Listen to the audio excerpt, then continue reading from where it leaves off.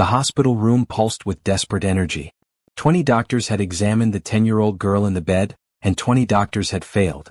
Sophie Bennett lay pale against white sheets, her small body trembling with pain she couldn't name. Her father, Christopher Bennett, stood by the window, his expensive suit wrinkled from 3 days of wearing it, his face aged by fear. Every machine in the room beeped and hummed, monitoring a child whose crisis no one could solve. Sophie's hands moved frantically, her fingers forming shapes in the air, but everyone thought it was just panic. Just a scared little girl thrashing in confusion. Her mute lips tried to form words that would never come, her eyes streaming with tears that spoke of agony no one could interpret. The attending physician had just told Christopher they were running out of options. They had tested everything, scanned everything, tried every treatment protocol. But Sophie kept getting worse. Her fever climbed. Her pain intensified. And no one, not a single person in that room full of medical degrees and years of experience, could figure out why. Christopher watched his daughter suffer, watched her try desperately to tell them something, and felt more powerless than he'd ever felt in his life.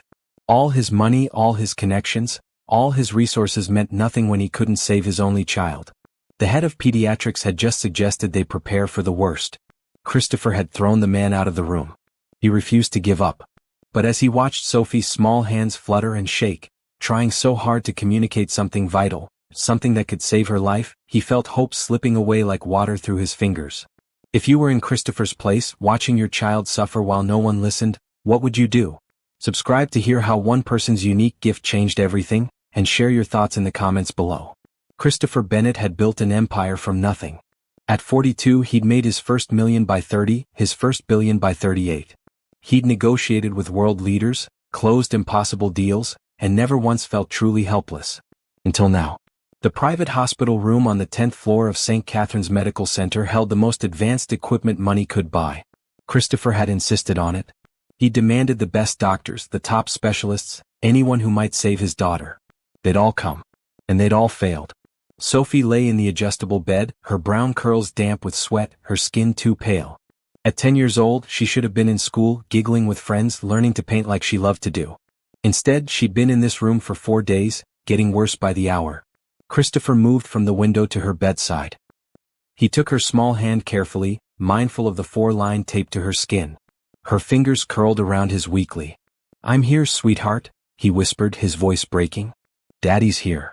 Sophie's eyes opened, dark brown like her late mother's. Christopher's chest tightened. His wife had died when Sophie was only 3. A car accident, sudden and cruel. He'd raised Sophie alone for 7 years and she'd become his entire world. Now he was losing her too. Dr. Patterson, the head of pediatrics, entered the room with 3 other physicians. Christopher recognized Dr. Hughes, the neurologist, Dr. Kim, the infectious disease specialist, and Dr. Anderson, the surgeon who'd already performed one exploratory procedure that revealed nothing. "Mr. Bennett," Dr. Patterson began, his tone careful. "We've completed another round of tests. The blood work shows increased inflammatory markers, but we still can't locate the source of infection. The imaging shows nothing conclusive." "Then do more tests," Christopher said flatly. "Different tests. I don't care what it costs. Sir, we've done every test available. Multiple times.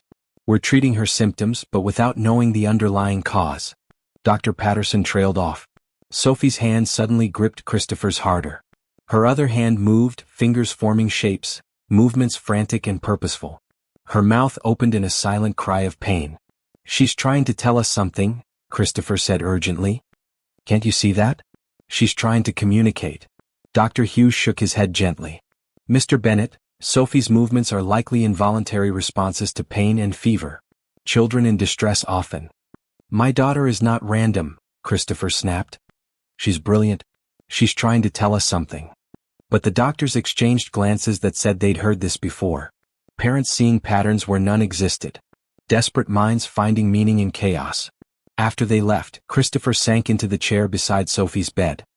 He watched her hands continue their movements, slower now, tired but persistent. What was she trying to say? Why couldn't he understand his own daughter? His phone buzzed. His assistant, Margaret, had been handling everything at the office, keeping his schedule clear, managing the board members who wanted answers about his absence. He ignored the call. Work meant nothing right now.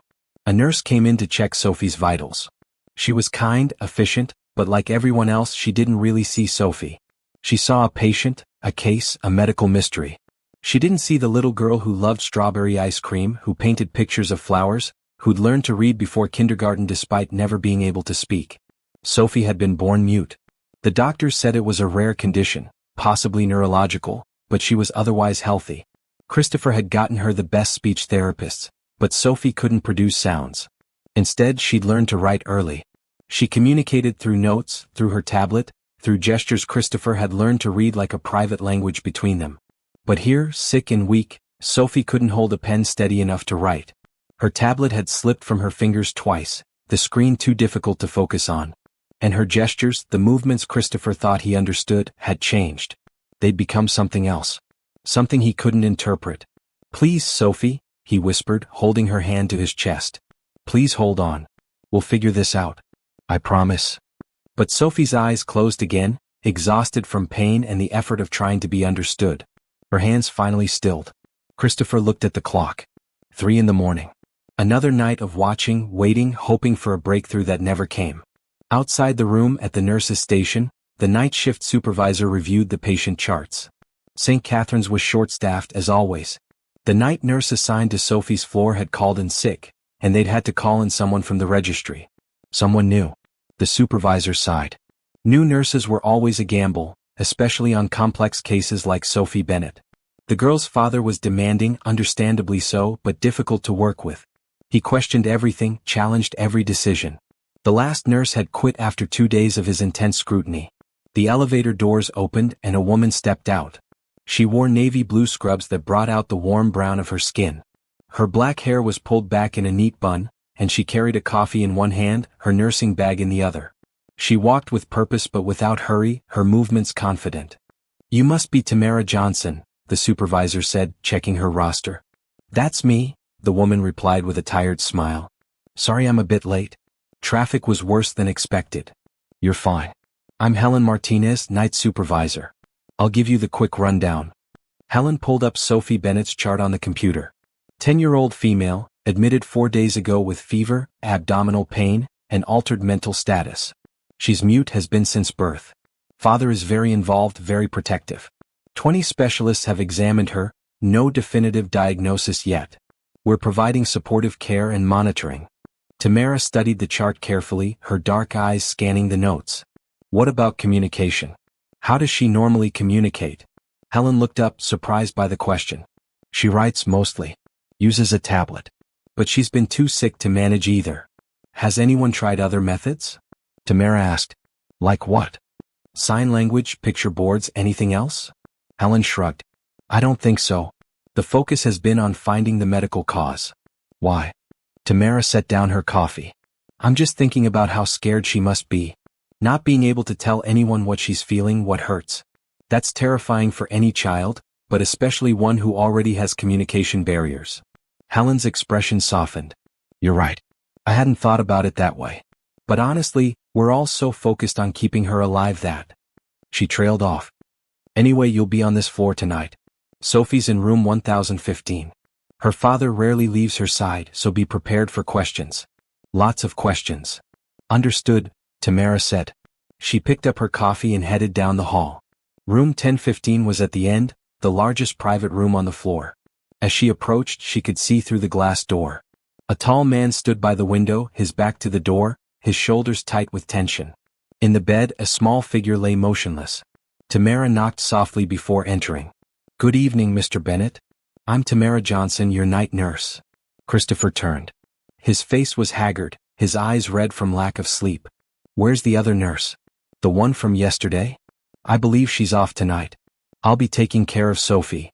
Tamara moved to the computer terminal to review the most recent vital signs. "How's she doing this evening?" "The same," Christopher said, his voice tight. "No better. No worse.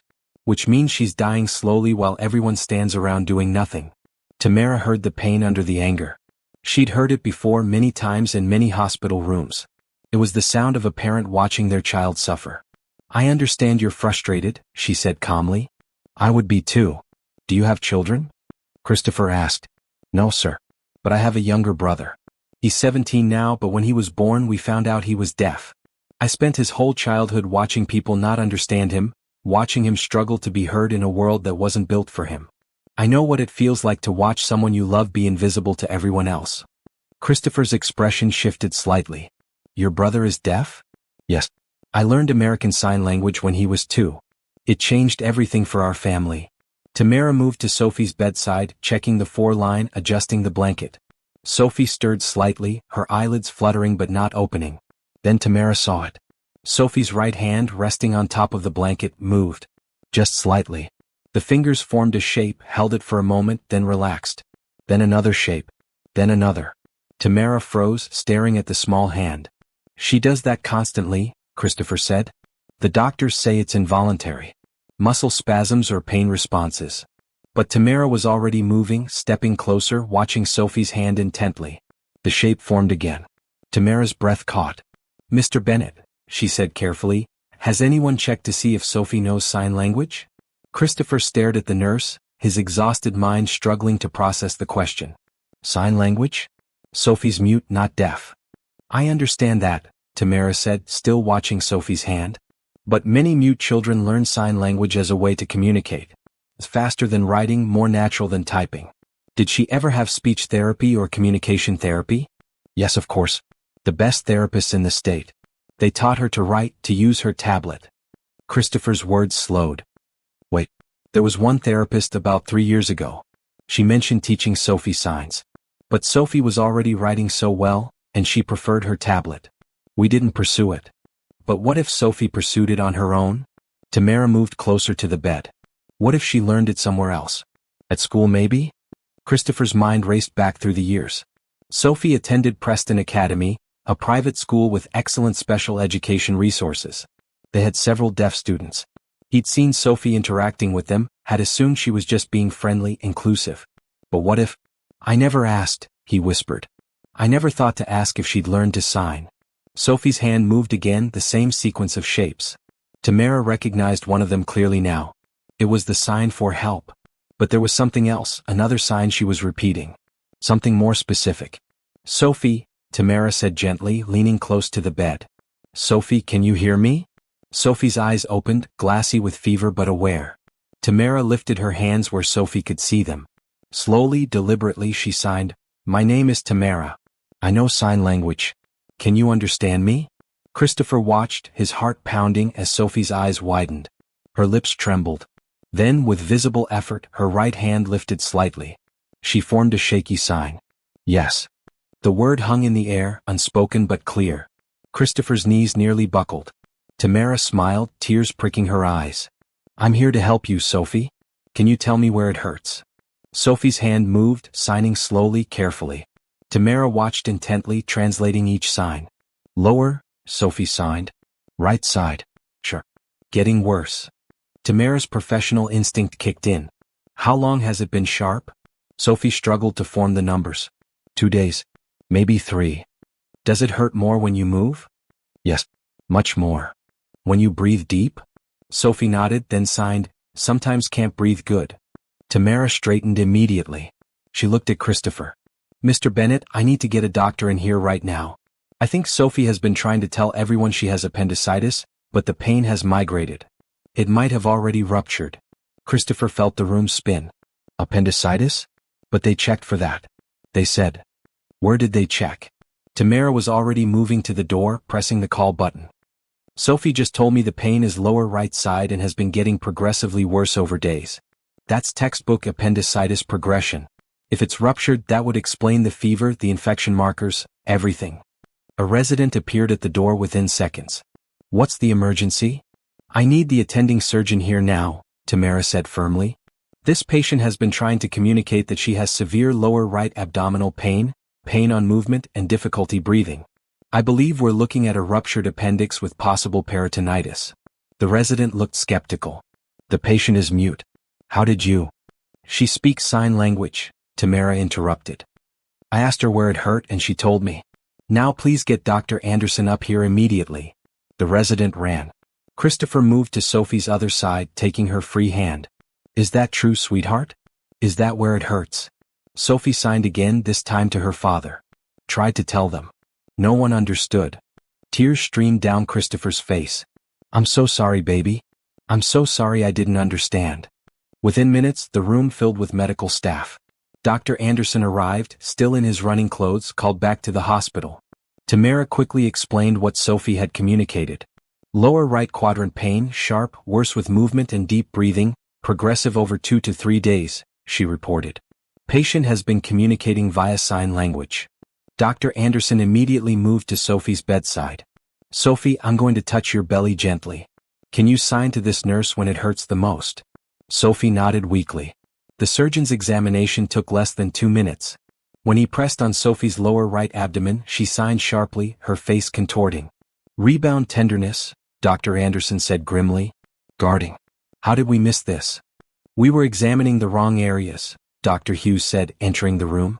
Her initial pain presentation was different. It must have started higher and migrated down.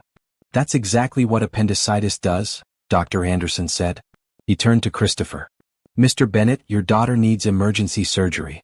Her appendix has likely ruptured. We need to operate now to clean out the infection and remove what's left of the appendix. Every minute we wait increases the risk. Christopher felt the world tilt, but for the first time in days he felt something else too. Oh, do it, he said. Whatever she needs. Dr. Anderson nodded and immediately began giving orders. The room became organized chaos as nurses prepared Sophie for transport. An anesthesiologist appeared. Consent forms materialized. Everything moved with urgent purpose. Sophie's hand found Tamara's. She signed something, her movements weak but clear. She's saying thank you, Tamara translated, her voice thick. She's saying you're the first person who heard her. Christopher looked at this nurse, this stranger who'd walked into his daughter's room less than 30 minutes ago and seen what no one else had seen. Who'd bothered to wonder how a child was feeling instead of just what was wrong with her body. Don't thank me yet, Tamara said to Sophie, signing as she spoke. You've got to be brave for a little while longer, okay? The doctors are going to fix what's hurting you. And when you wake up, I'll be right here.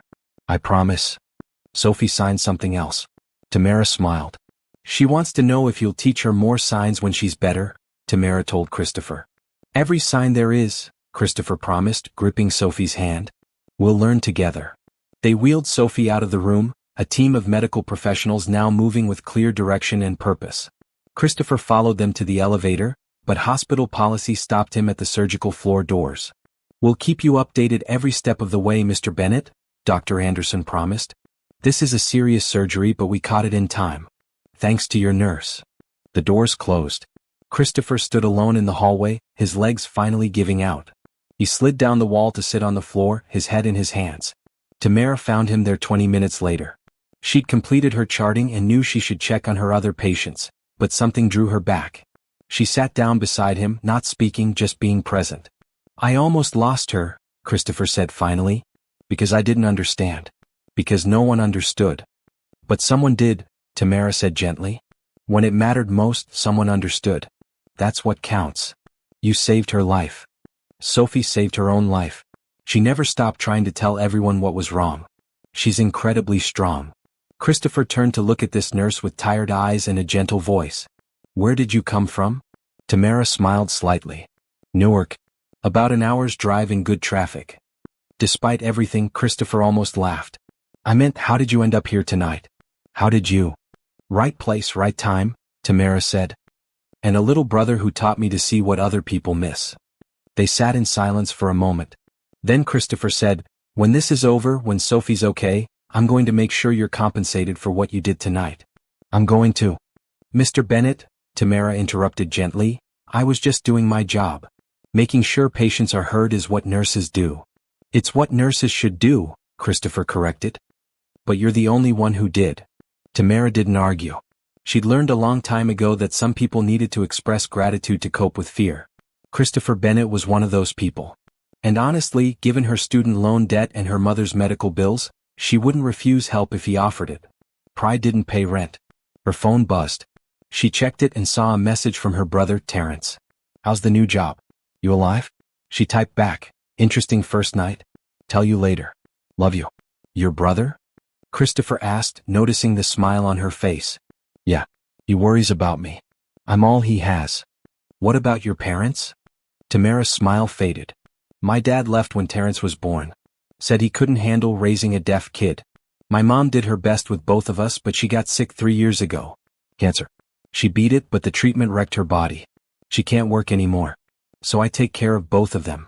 Christopher heard the weight in those words. That's a lot of responsibility. It's what family does, Tamara said simply. You take care of the people you love no matter what.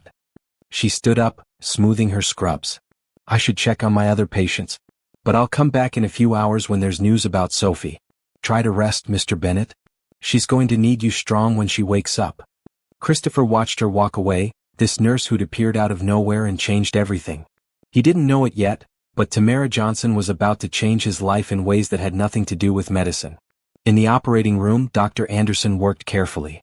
Sophie's appendix had indeed ruptured, and the infection had spread. But they'd caught it before sepsis set in. Another day, maybe even another 12 hours, and they would have lost her. As he cleaned the infected tissue and prepared to close, Dr. Anderson thought about the mute girl who'd been trying to communicate for days. And the night nurse who'd bothered to ask how a child was feeling instead of just what her test results showed. Sometimes medicine wasn't about fancy equipment or expensive procedures. Sometimes it was about paying attention. About listening even to someone who couldn't speak. Sophie Bennett would live. And all because someone had finally heard her silence. The surgery took 4 hours. Christopher spent every minute in the surgical waiting room, pacing, praying, bargaining with God the way desperate parents do. If Sophie lived, he'd be a better father. He'd pay more attention. He'd learn every way she communicated, never again assume he understood when he didn't. Tamara checked on him twice, bringing him coffee and a sandwich he didn't eat. She didn't say much, just sat with him for a few minutes each time, her presence somehow calming in the chaos of his fear. When Dr. Anderson finally appeared in the doorway, still in his surgical scrubs, Christopher's heart stopped. She's going to be okay, the surgeon said immediately, and Christopher's legs buckled. Tamara caught his arm, steadying him. The appendix had ruptured as we suspected, Dr. Anderson continued. There was significant infection in the abdominal cavity. We cleaned everything out, removed what was left of the appendix, and started her on strong antibiotics. She'll need to stay in the hospital for at least a week, maybe longer, to make sure the infection clears. But Mr. Bennett, your daughter is strong. She's going to recover fully. Christopher couldn't speak. He just nodded, tears streaming down his face.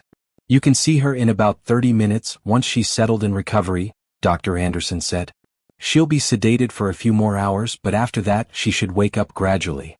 After the surgeon left, Christopher turned to Tamara. You saved her. If you hadn't asked about sign language, if you hadn't thought to communicate with her differently, then someone else would have eventually, Tamara said, though they both knew that wasn't true. I'm just glad I was there when she needed someone. Christopher shook his head. No. You're the only one who saw her, really saw her. 20 doctors looked at her as a medical puzzle to solve.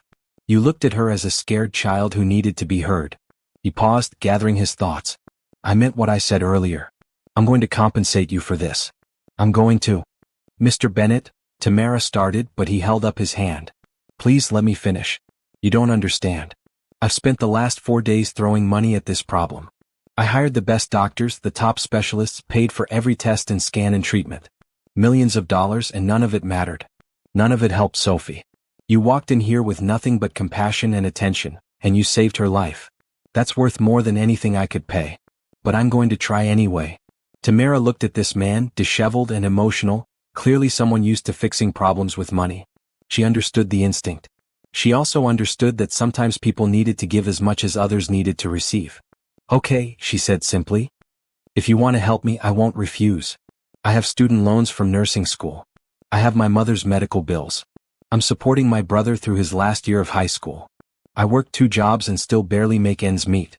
So yes, Mr. Bennett, if you want to help, I could use it. And I'll accept it with gratitude. Christopher was surprised by her directness. Most people would have protested, insisted it wasn't necessary, performed some elaborate dance of refusal before accepting. Tamara just told him the truth. What's your student loan total? He asked. $87,000, Tamara said without hesitation. And your mother's medical debt? About $40,000. She has insurance, but the cancer treatment had high copays and deductibles. And your brother, you said he's finishing high school? Yes. He wants to go to Gallaudet University. It's a university for the deaf in Washington. He's brilliant, Mr. Bennett. Top of his class. But it's expensive, and even with scholarships. She trailed off. Christopher pulled out his phone. What's your full name? And your bank account information? Tamara blinked. Right now. Right now. My daughter is alive because of you. I'm not waiting another second to help you the way you helped us. 20 minutes later, Tamara's phone pinged with a notification. She looked at it and nearly dropped her coffee. A deposit had just appeared in her account. $150,000. Mr. Bennett, she breathed, this is too much. My loans and my mother's bills don't add up to. The extra is for your brother's education, Christopher said. And for you. For rent, for bills, for whatever you need so you can stop working 2 jobs and maybe sleep occasionally. Tamara stared at the number on her screen. It was more money than she'd ever seen in her life. Her hand shook. I don't know what to say. Say you'll use it. Say you'll let me help you the way you helped Sophie. Tamara looked up at him, this millionaire who just casually transferred enough money to change her entire life. She could pay off her loans. Pay off her mother's bills. Send Terrence to any college he wanted. Maybe even go back to school herself, get her nurse practitioner license. Thank you, she said, her voice breaking. Thank you so much. Christopher nodded. You can see Sophie when she wakes up, right? You'll be here? Tamara checked her watch. Her shift technically ended at 7 in the morning, 2 hours from now. She had a second job at a clinic in the afternoon. Except she realized she didn't need that second job anymore. I'll be here, she promised. The nurse from recovery appeared in the waiting room doorway. Mr. Bennett? You can see your daughter now. Christopher followed her down the hall to a small recovery room. Sophie lay in the bed, pale and still but breathing steadily. Various monitors beeped softly. And 4 drip-fed antibiotics and fluids into her arm. She looked so small, so fragile. Christopher pulled a chair close and took her hand carefully. I'm here, sweetheart. Daddy's here. You're going to be okay. The doctors fixed what was wrong. And I'm so sorry I didn't understand what you were trying to tell me. But we're going to fix that too. We're going to learn sign language together, okay? Every single sign. Sophie didn't respond, still deep in medicated sleep. But Christopher thought maybe her fingers tightened slightly around his. He sat there for the next 3 hours, watching her breathe, thanking God and fate and whatever had brought Tamara Johnson to that hospital floor at exactly the right moment. When his assistant Margaret called, he finally answered. Sophie's okay, he said before she could ask. Surgery went well. She's recovering. Margaret's relief was audible. Oh, thank God. Mr. Bennett, the whole office has been so worried.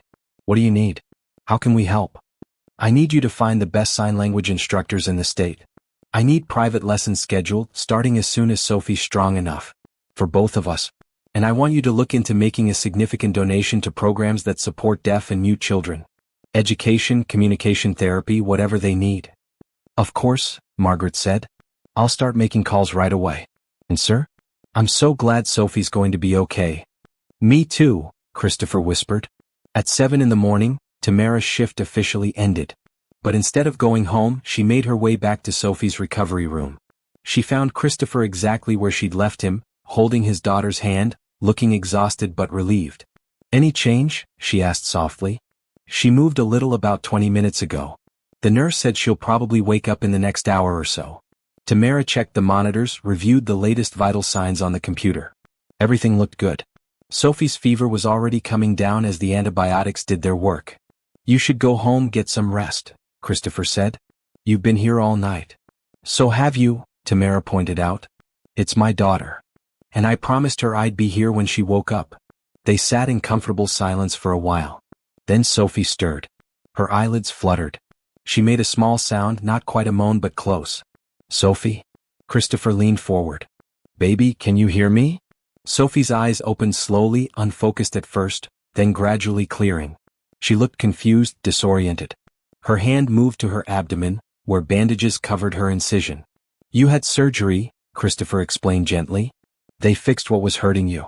You're going to be okay now. Sophie's eyes found Tamara. Recognition dawned, followed by relief. Her right hand lifted slightly, forming a wobbly sign. You came back, Tamara translated, signing as she spoke so Sophie could understand. Yes, I promised I would.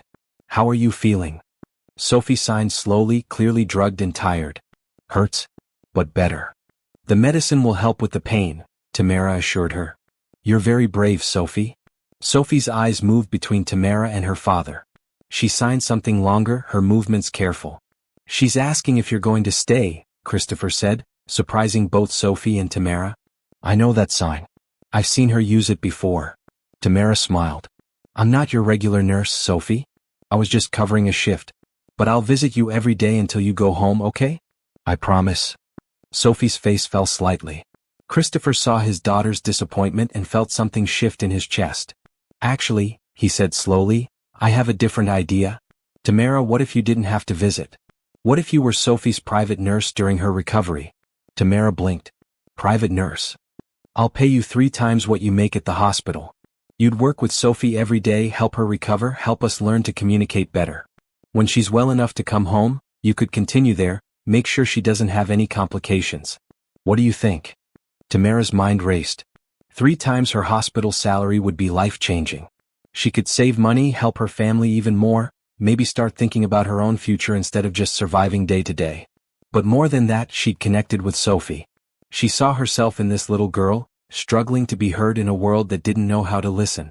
She wanted to help her, wanted to make sure Sophie grew up confident and strong, knowing her voice mattered even if it was silent. Yes, she said. Yes, I'll do it. Sophie's face lit up despite her pain and exhaustion. She signed something that made Tamara laugh.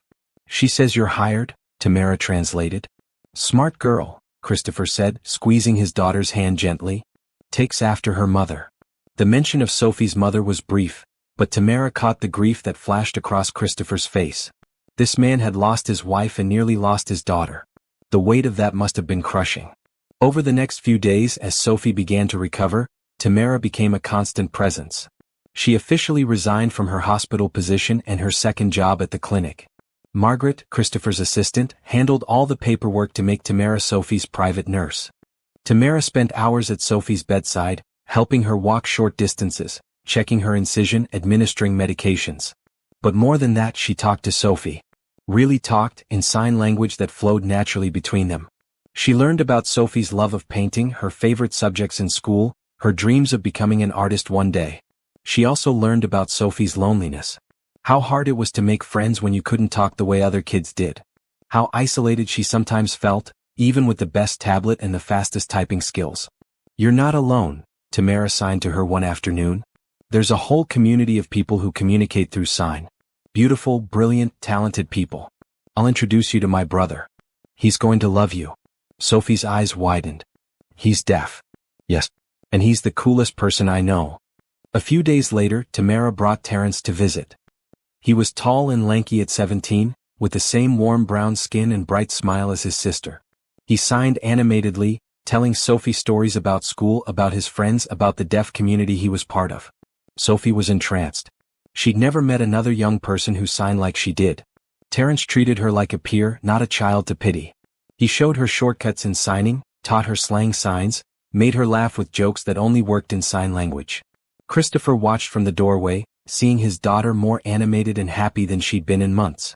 Watching Tamara interact with both kids, translating when needed, laughing at jokes she had to explain to Christopher afterward. He felt something he hadn't felt in 7 years. A warmth, a pull, a sense of rightness. He pushed it down immediately. Tamara was Sophie's nurse. She was kind and caring because that was her job. He wouldn't complicate things by developing feelings that were probably just gratitude mixed with stress and exhaustion.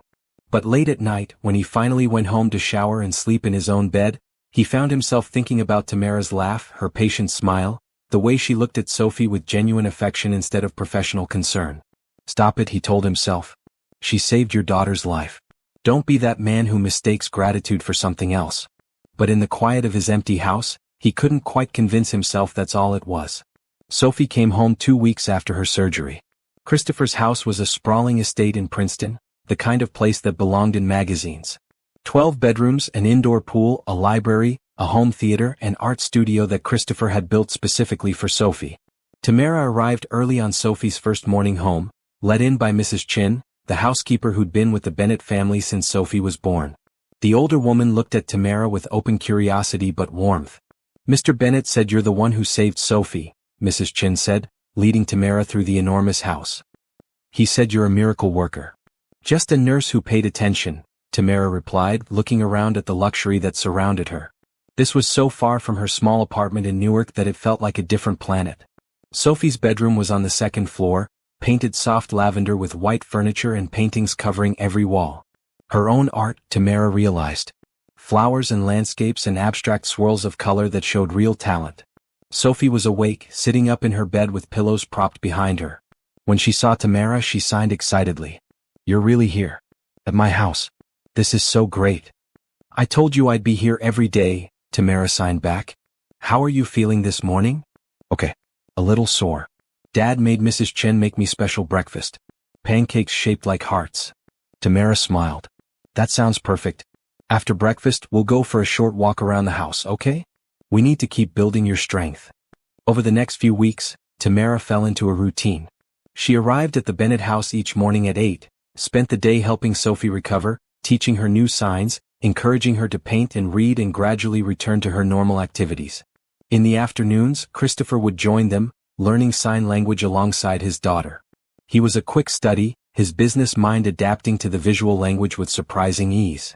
Watching him practice with Sophie, making mistakes and laughing at himself, showed Tamara a different side of the intense millionaire she'd first met in the hospital. "I'm terrible at this," Christopher signed clumsily one afternoon, mixing up the signs for happy and angry. Sophie giggled silently, correcting him. Tamara felt her heart squeeze at the sight of them together, father and daughter reconnecting through this new shared language. One evening, after Sophie had gone to bed, Christopher asked Tamara to stay for dinner. "Just to thank you for everything you've done," he explained. "Mrs. Chin is making too much food anyway." Tamara agreed, curious about this glimpse into his world. They ate in a dining room that could seat 20, at a table that probably cost more than her car. "This must be strange for you," Christopher said, noticing her discomfort. "All of this. It's beautiful," Tamara said honestly. "But yes, it's very different from what I'm used to." "Tell me about your world," he said. "What's your apartment like?" Tamara laughed. "I have a one-bedroom in Newark. My brother sleeps in the bedroom. I sleep on the couch. My mom lives 2 floors down with my aunt. It's cramped and noisy and the heat barely works in winter. But it's home." "That sounds hard." "It is sometimes. But we make it work. And now, thanks to you, it's going to get easier. I paid off my student loans last week. All of them. Do you know what that feels like? To not have that debt hanging over me anymore?" Christopher smiled. "I'm glad I could help." "You did more than help. You changed my life." Tamara paused, setting down her fork. "Can I ask you something personal?" "Go ahead." "Sophie's mother. What happened to her?" Christopher was quiet for a moment. "Car accident. Sophie was 3. A drunk driver ran a red light. Isabella died at the scene."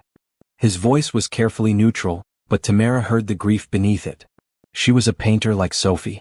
She taught Sophie to love art before she could even talk. "I'm so sorry. It's been 7 years. You'd think it would hurt less by now, but..." He trailed off. "Having kids, it makes you vulnerable in ways you can't imagine until you have them. Everything that could hurt them, everything that could go wrong, it haunts you. And then when Sophie got sick, when I thought I was going to lose her too." "But you didn't," Tamara said gently. "She's here. She's healing. She's going to be fine. Because of you. Stop giving me all the credit. Sophie survived because she's strong. Because she never gave up trying to communicate. And because you loved her enough to demand answers instead of accepting that nothing could be done." They talked late into the evening, long past when Tamara should have gone home. She learned about Christopher's business, about how he'd built his company from scratch, about the pressure and responsibility of managing thousands of employees and billions in assets. He learned about her childhood, about becoming a caretaker for her brother at 12 years old when her father left, about putting herself through nursing school while working full-time. "You're remarkable," Christopher said finally. "You know that." Tamara felt her cheeks warm. "I just did what needed to be done. That's what makes you remarkable. Most people don't." When Tamara finally left that night, driving home in her old car through the quiet streets, she couldn't stop thinking about Christopher Bennett. Not the millionaire, not the desperate father in the hospital, but the man who'd shared dinner with her, who'd listened to her stories like they mattered, who looked at her like she was worth seeing. "Don't be stupid," she told herself. "He's grateful. He's being kind. That's all." But a small part of her, the part she tried to ignore, wondered if maybe it was something more. The next day, Margaret called Tamara directly. "Mr. Bennett asked me to set up some things for you. First, he'd like to provide you with a company car. Something reliable and safe for your commute." "That's not necessary," Tamara started, but remembered her promise to accept help with gratitude. Actually, thank you. My car is 15 years old and barely runs. A reliable vehicle would be wonderful. Perfect.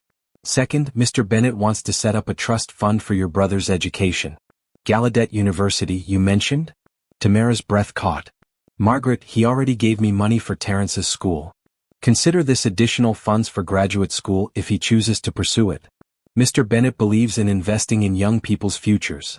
Tamara didn't know what to say. Christopher was doing so much, more than anyone had ever done for her family. Third, Margaret continued, Mr. Bennett would like to cover your mother's ongoing medical care. He's spoken with her doctors and she needs regular treatments and medications that her insurance doesn't fully cover. He'd like to eliminate any financial stress around her health. Now Tamara's eyes filled with tears. Why is he doing all this? Because you saved his daughter's life, Margaret said simply. And because Mr. Bennett believes in taking care of people who take care of the people he loves. After she hung up, Tamara sat in her car outside the Bennett house, crying. Not sad tears but overwhelmed tears. Grateful tears. Tears from someone who'd struggled her whole life, suddenly finding that struggle eased by someone's generosity. She went inside and found Sophie in the art studio, painting. Her movements were still careful because of her healing incision, but her face was alight with creativity. What are you making? Tamara signed. Sophie turned the canvas. It was a portrait of Tamara, rendered in bright colors and bold strokes. Not perfect but full of feeling. In the painting, Tamara's hands were forming signs and above her head, Sophie had painted words, "The one who heard me." Tamara couldn't speak. She just pulled Sophie into a gentle hug, mindful of her stitches, and held her close. "Thank you," she signed when she pulled back. "That's the most beautiful thing anyone's ever made for me." "You're the most beautiful person I know," Sophie signed back. "Inside and out. And I love you." Tamara wiped her eyes. "I love you too, Sophie." It was true. Over these weeks, she'd fallen in love with this brave, creative, wonderful child. Sophie had become more than a patient. She'd become someone Tamara would do anything to protect and support. That evening, Christopher found Tamara in the library, reading medical journals about pediatric recovery protocols. "Working even after hours?" he teased. "Just making sure I'm giving Sophie the best care possible." Christopher sat down across from her. "Margaret told me she spoke with you today." "Yes." "Christopher, you don't have to do all that. You've already done so much." "I want to," he said firmly. "You gave me back my daughter. Let me give you peace of mind about your family. Please." Tamara looked at him, this man who'd entered her life so dramatically and was now changing everything about it. "Okay," she said softly. "Thank you. For everything." "There's one more thing," Christopher said, looking suddenly nervous. "Sophie starts back at school next week, just half days at first. She won't need a full-time nurse once she's back in her regular routine." Tamara's heart sank. She'd known this was temporary, but she wasn't ready for it to end. "I'd like to offer you a permanent position," Christopher continued quickly.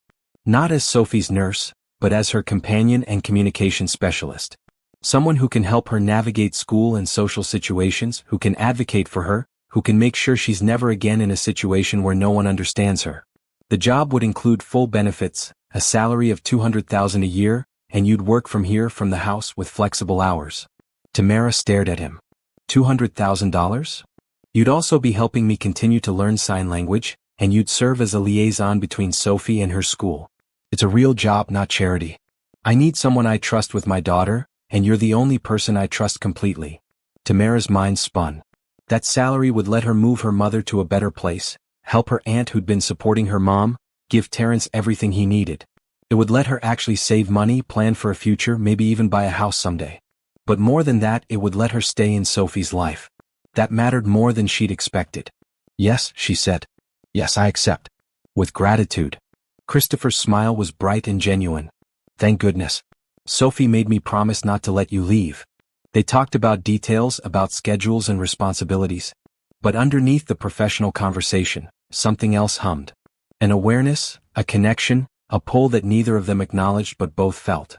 When Tamara left that night in the new car Margaret had arranged for her, a sleek blue sedan that drove like a dream, she called Terrence. "Big brother," she said when he picked up, "things are about to change. Really change." "Good change?" he signed into the video call.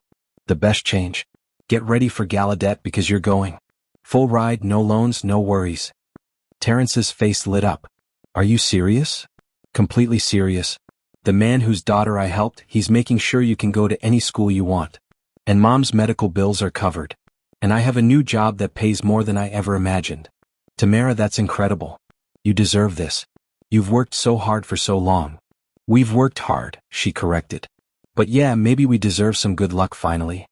After she hung up, Tamara pulled over to the side of the road and cried again. Happy tears this time, pure and simple. For the first time in her life, she wasn't drowning in stress and bills and impossible choices. She could breathe. She could dream. She could imagine a future that wasn't just survival. And at the center of that future, whether she wanted to admit it or not, was Christopher Bennett and his daughter who'd changed everything by needing to be heard. The next few months passed in a warm blur. Sophie returned to school stronger and healthier than ever. Tamara went with her on those first difficult half days, sitting in the back of classrooms, helping Sophie communicate with teachers who didn't know sign language, making sure she felt supported and safe.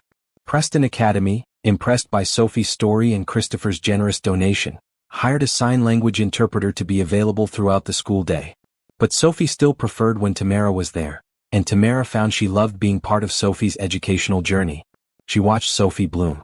The girl who'd been isolated and lonely began making friends, other kids learning basic signs to communicate with her. Sophie taught an after-school class in sign language that became so popular they had to move it to a larger room. She joined the art club, started painting murals around the school, became known not as the mute girl but as the talented artist who happened to communicate differently. Christopher watched his daughter transform and knew exactly who to thank. Tamara had given Sophie more than medical care. She'd given her confidence, community, and a sense that being different wasn't something to hide but something to celebrate. He found himself looking for excuses to be around Tamara, asking her opinion on business decisions that had nothing to do with Sophie, inviting her to stay for dinner more and more often, buying extra concert tickets and mentioning casually that they'd go to waste if she didn't want to go.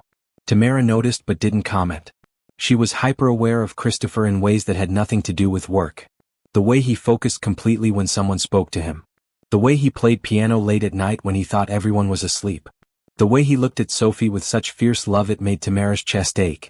One Saturday, Christopher invited Tamara and her family to the house for a barbecue. He'd mentioned it casually, but Tamara knew it was significant.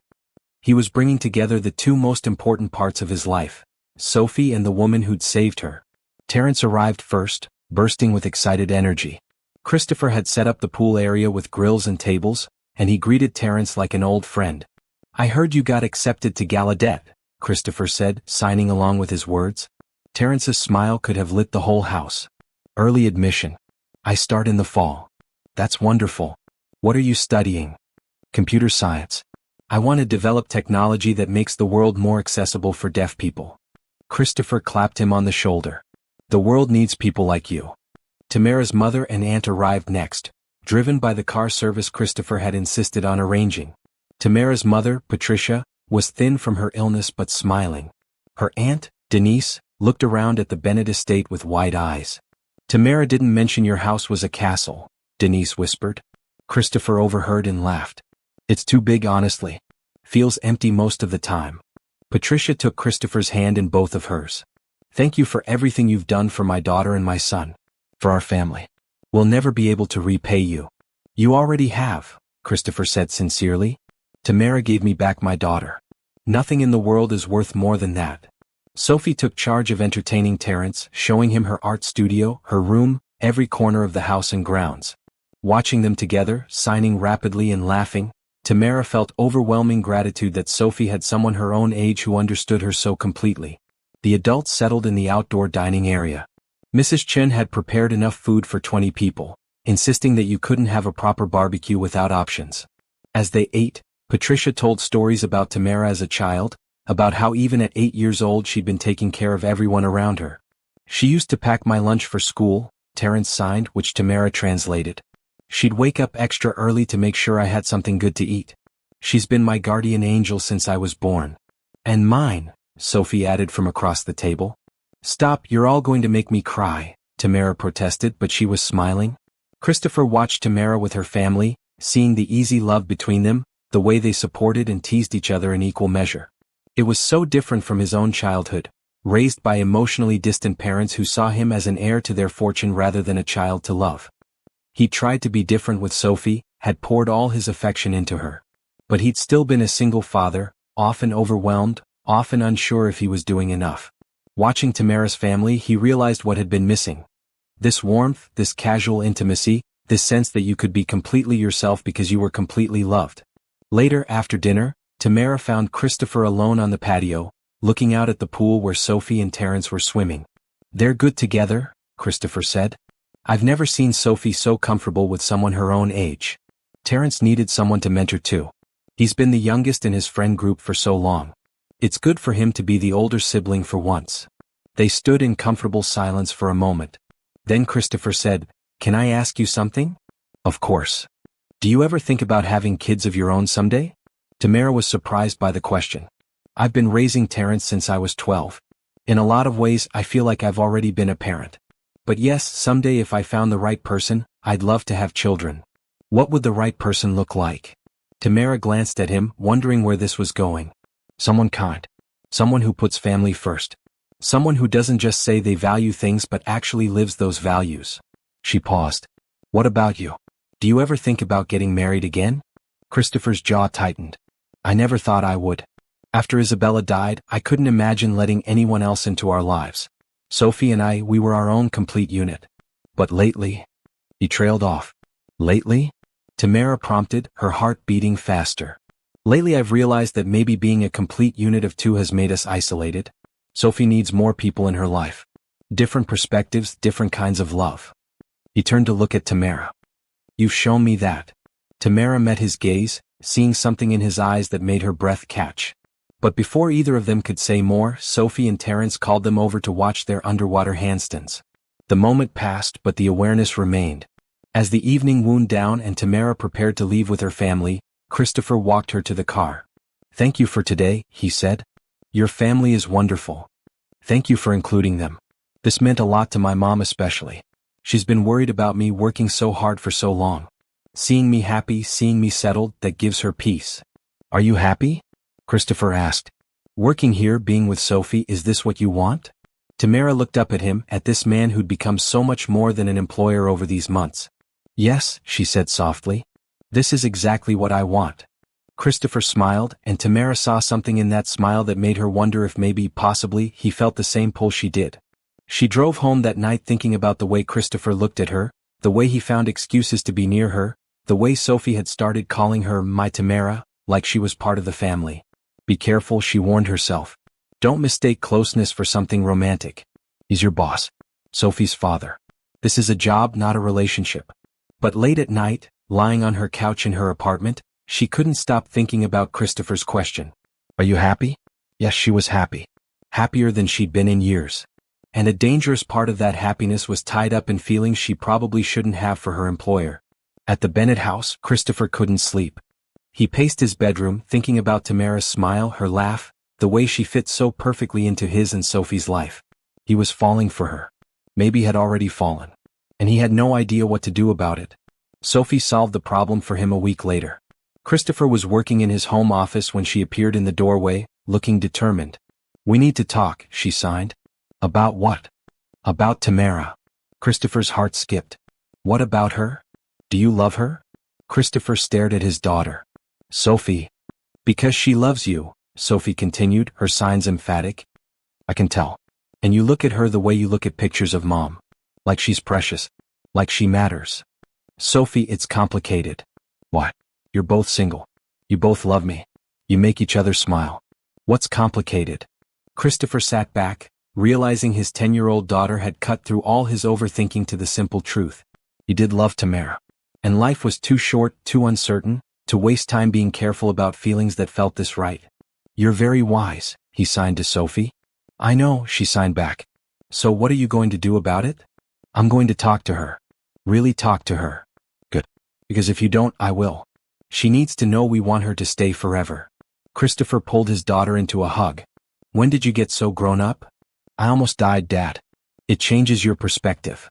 She was right. It had changed everything. And maybe it was time to stop being afraid of being happy again. Christopher planned carefully.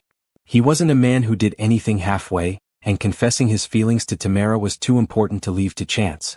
He started small. He began scheduling time for just the two of them, separate from Sophie. Lunch meetings to discuss Sophie's progress that turned into long conversations about everything else. Evening walks through his gardens after Sophie was asleep, talking under the stars about their dreams and fears and hopes. Tamara noticed the shift but didn't name it.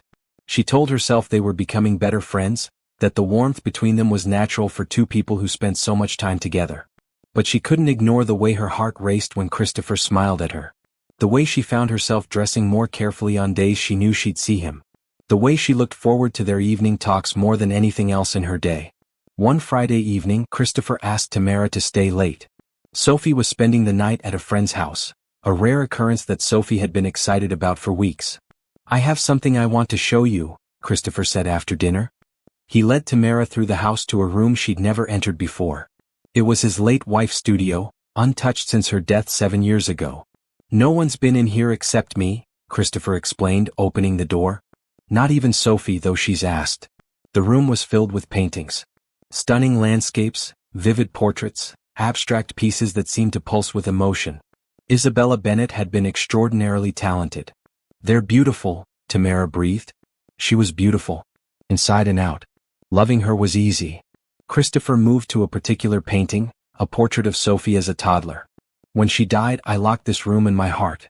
I told myself I'd focus on Sophie, on work, on surviving. I didn't think I'd ever want to let anyone else in." Tamara's pulse quickened. She understood where this was going, and part of her wanted to stop him, to protect them both from the risk of changing what they had. But another part, the part that had been falling for him for months, stayed quiet. "But then you walked into that hospital room," Christopher continued, turning to face her. "And you saw Sophie when no one else did. You heard her silence. And slowly, without me even realizing it, you became essential. Not just to Sophie but to me." "Christopher." Tamara started, but he gently touched her hand. "Please let me finish. I know this is complicated. You work for me. You're Sophie's companion. There are professional boundaries I'm about to cross. But I can't keep pretending that what I feel for you is just gratitude or friendship. It's more than that. It's been more for a while now." Tamara's eyes filled with tears. "I feel it too. I've been trying to be professional, but I feel it too." Christopher stepped closer. "Then why are we fighting it? Life is fragile. I almost lost Sophie. I've already lost one person I loved. I don't want to waste time being afraid when I could be choosing happiness. What if it doesn't work? What if we try this and it ruins everything? What if we don't try and spend the rest of our lives wondering what if?" Tamara laughed shakily. "You're very persuasive. Is this how you negotiate business deals?" "This isn't a deal. This is me telling you that I love you, Tamara Johnson. I love your strength and your kindness. I love how you see people really see them. I love watching you with Sophie, the way you've given her a voice and confidence. I love that you accepted my help with gratitude instead of pride. I love your family, your values, your laugh. I love all of you, and I don't want to hide it anymore." Tamara looked at this man, this beautiful, complicated, generous man who'd changed her life in every possible way. She thought about every reason this was risky. And then she thought about Sophie's words from weeks ago, "You're the most beautiful person I know." She'd been trying to give Sophie confidence to be herself. Maybe it was time to take her own advice. "I love you too," she said quietly. "I've been falling for you for months, trying to convince myself it was just circumstances or proximity. But it's not. The way you love Sophie. The way you listen when people talk. The way you tried to learn sign language even though it was hard because it mattered to your daughter. The way you helped my family without making us feel small. I love you, Christopher." Christopher cupped her face gently. "Can I kiss you? Please." The kiss was soft, tentative, full of possibility. When they pulled apart, both were smiling. "So what now?" Tamara asked. "Now we figure this out together. We take it slow. We make sure Sophie's okay with this. Sophie told me 3 weeks ago that she wished you'd hurry up and ask me to be her new mom," Tamara admitted. "She's more than okay with this." Christopher laughed. "That sounds like Sophie." His expression turned serious again. "I don't want you to feel pressured because of your job. If you want to keep things completely professional, I'll respect that. I'll find Sophie a different companion. Make sure you're not in a position where you feel obligated to." "Stop," Tamara interrupted. "I don't want different. I want this. I want you and Sophie and this life we're building together. Yes, it's fast. Yes, it's complicated. But I'm choosing it anyway because you're worth it."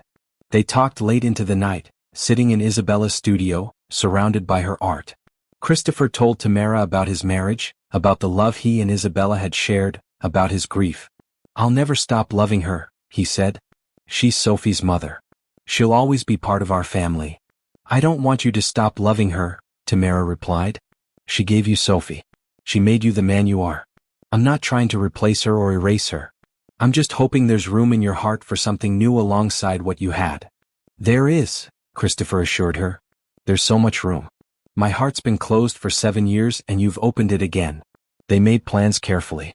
They would date properly, give Sophie time to adjust to the change in their relationship, keep things private until they were sure this was permanent. No rushing, no pressure, just two people exploring what they could be together. But plans changed faster than they expected. 2 days later, Christopher received a call that his company was facing a major crisis. A key overseas deal was collapsing, threatening hundreds of jobs. He'd need to fly to Tokyo immediately, be gone for at least 2 weeks. "Take Sophie with you," Tamara suggested when he told her. "She's healthy enough to travel and she'd love to see Japan." "Would you come too?" Christopher asked. "I know it's asking a lot, but I don't want to be away from you for 2 weeks when we just started this. And Sophie would feel more comfortable with you there." Tamara thought about it for approximately 3 seconds. "Yes. Absolutely yes." They flew first class to Tokyo 3 days later. Sophie was beside herself with excitement, her first international trip. On the plane, while Sophie watched movies with her headphones on, Christopher and Tamara held hands under the blanket they shared. "Is this real?" Tamara whispered. "A few months ago I was working 2 jobs and drowning in debt. Now I'm flying to Tokyo first class with a man I love." "It's real," Christopher promised. "And it's just the beginning." In Tokyo, while Christopher spent long days in meetings, Tamara and Sophie explored the city. They visited temples and museums, ate incredible food, took a million pictures. Sophie kept a journal in sign language, describing everything she saw and felt. One afternoon they found a school for deaf children and stopped to watch the kids playing. Sophie signed to some of them, and despite the language barrier they found ways to communicate. Sophie came away glowing. "There are kids like me everywhere," she signed to Tamara. "I'm not alone." "No, baby," Tamara signed back. "You're never alone." In the evenings, after Sophie was asleep, Christopher and Tamara would sit on the balcony of their hotel suite, looking out at the Tokyo skyline. "I'm going to ask you something," Christopher said one night. "And I want you to really think about it before you answer." "Okay. Move in with us. Officially. Not as Sophie's companion but as my partner. Bring your mother if you want, we have plenty of space. Bring Terrence on weekends and holidays. Make the house a home instead of just a place I keep Sophie safe." Tamara's breath caught. "Christopher, that's huge." "I know. And I know it's fast. But when something's right, why wait? You've already changed our lives. Make it permanent." Tamara thought about her cramped apartment, about her mother struggling in a place that wasn't good for her health, about Terrence commuting hours to visit. She thought about the Bennett house, spacious and beautiful but empty of the warmth that made a place home. "What about my independence?" she asked carefully. "I don't want to be someone you take care of. I want to contribute, to matter in my own right." "You already matter. You're not a dependent, you're a partner. Keep your job with Sophie, or quit and do something else entirely. I don't care. I just want you there building a life with us. And if it doesn't work? If 6 months from now we realize we made a mistake, then we figure it out like adults. But Tamara, I've made a lot of bets in my life. I've risked millions on deals that could have failed. This doesn't feel like a risk. This feels like the surest thing I've ever done." Tamara looked at this man who'd shown her nothing but generosity and respect, who loved his daughter fiercely, who saw her as an equal despite their different backgrounds. "Yes," she said. "Yes, I'll move in. My mother will be thrilled to have a space where she can breathe and heal properly. And Terrence will love having somewhere quiet to study before college." Christopher pulled her close. "You've made me so happy. You've made me happy too. Happier than I ever thought I could be." They kissed under the Tokyo stars, two people from different worlds building something new together. When they told Sophie the next morning, she literally jumped up and down with excitement. "You're really staying forever?" she signed. "Really," Tamara confirmed. Sophie threw her arms around Tamara. "Best day ever. Better than Disney World. Better than Christmas."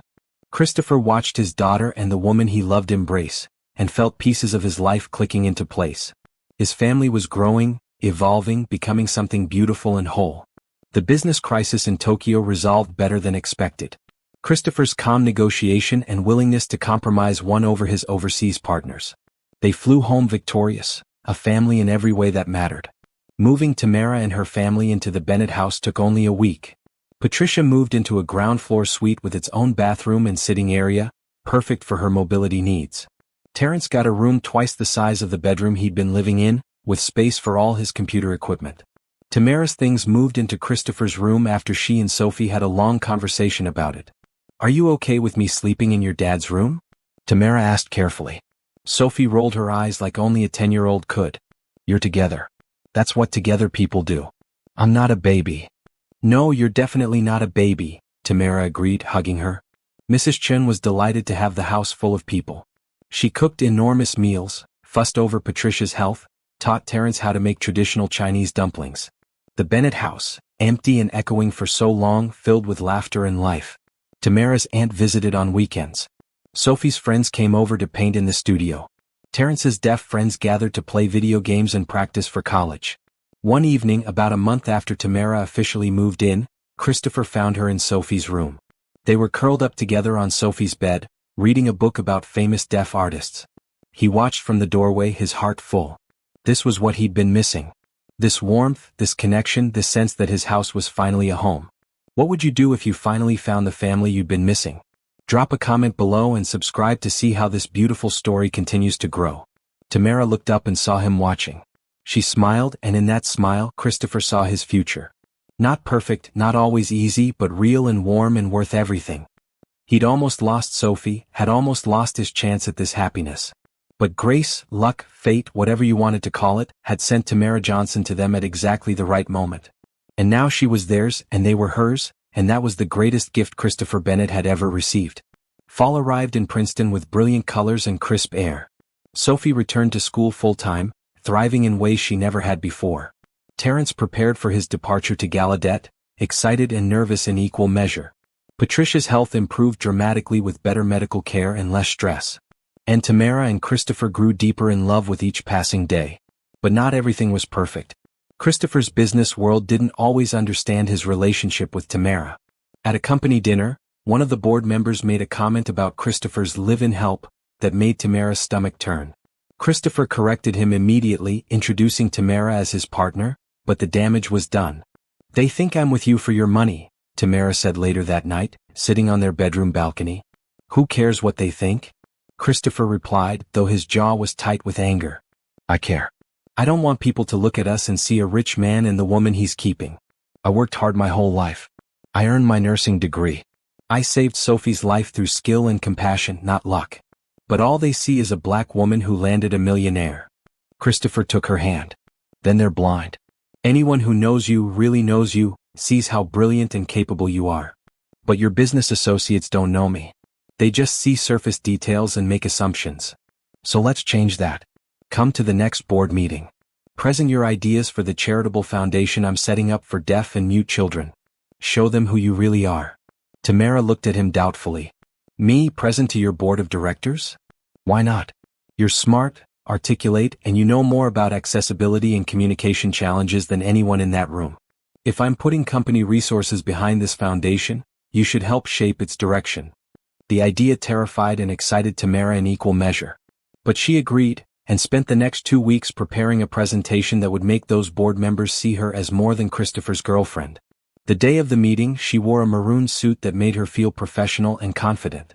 She'd practiced her presentation 100 times with Sophie and Terrence offering feedback. Christopher had offered to help, but she'd refused, needing to do this on her own merit. The boardroom was intimidating, full of powerful people who'd been running companies since before Tamara was born. But she thought of Sophie, struggling to be heard, and found her courage. Her presentation was excellent. She outlined the barriers deaf and mute children faced in education and healthcare. She proposed programs that would train teachers and medical professionals in basic sign language. She suggested funding for communication devices and technologies. She spoke about creating support networks for families who felt isolated and overwhelmed. When she finished, the room was silent for a moment. Then one of the older board members, a woman named Patricia Sterling, started clapping. Others joined in. "That was remarkable," Patricia said. "Ms. Johnson, you've given us a clear, actionable plan that could genuinely change lives. I move that we approve the full funding request. The board voted unanimously in favor. After the meeting, several members approached Tamara to tell her how impressed they were. The man who'd made the dismissive comment weeks earlier apologized awkwardly. Christopher watched it all with pride that threatened to burst from his chest. This woman, this brilliant, strong, amazing woman, was his. And she was showing everyone exactly who she was. That night, they celebrated with Sophie and Tamara's family. Mrs. Chen made a special dinner. Even Terrence took a break from his college preparation to video call and congratulate his sister. "You're changing the world," he signed to her. "You're making it better for people like Sophie and me. I'm so proud of you." Tamara cried happy tears. For so long she'd been the one taking care of everyone else. It felt strange and wonderful to be celebrated, to have people proud of her accomplishments. Later, alone with Christopher, she said, "Thank you for pushing me to do that. I needed to prove to myself that I could hold my own in your world." "You don't just hold your own," Christopher replied. "You shine. You make everything better just by being in it." "I love you," Tamara said, not for the first time but still with wonder that this was her life. "I love you too. More every day." But the board meeting wasn't their only challenge. Sophie's school asked Tamara to speak to the other parents about communication strategies. Some parents were supportive, eager to learn how to better interact with Sophie and the other deaf and mute students. But others were resistant, saying it wasn't their responsibility to accommodate special needs kids. Tamara handled it with grace she didn't entirely feel. She explained that learning to communicate with all children made everyone's experience richer. That teaching kids empathy and inclusiveness was just as important as teaching them math and reading. Most parents came around. A few didn't. Sophie faced some bullying from kids whose parents had made their feelings clear at home. She came home one day signing that a classmate had made fun of her for not being able to talk like normal people. Tamara's heart broke. She wanted to march into that school and shake some sense into those parents.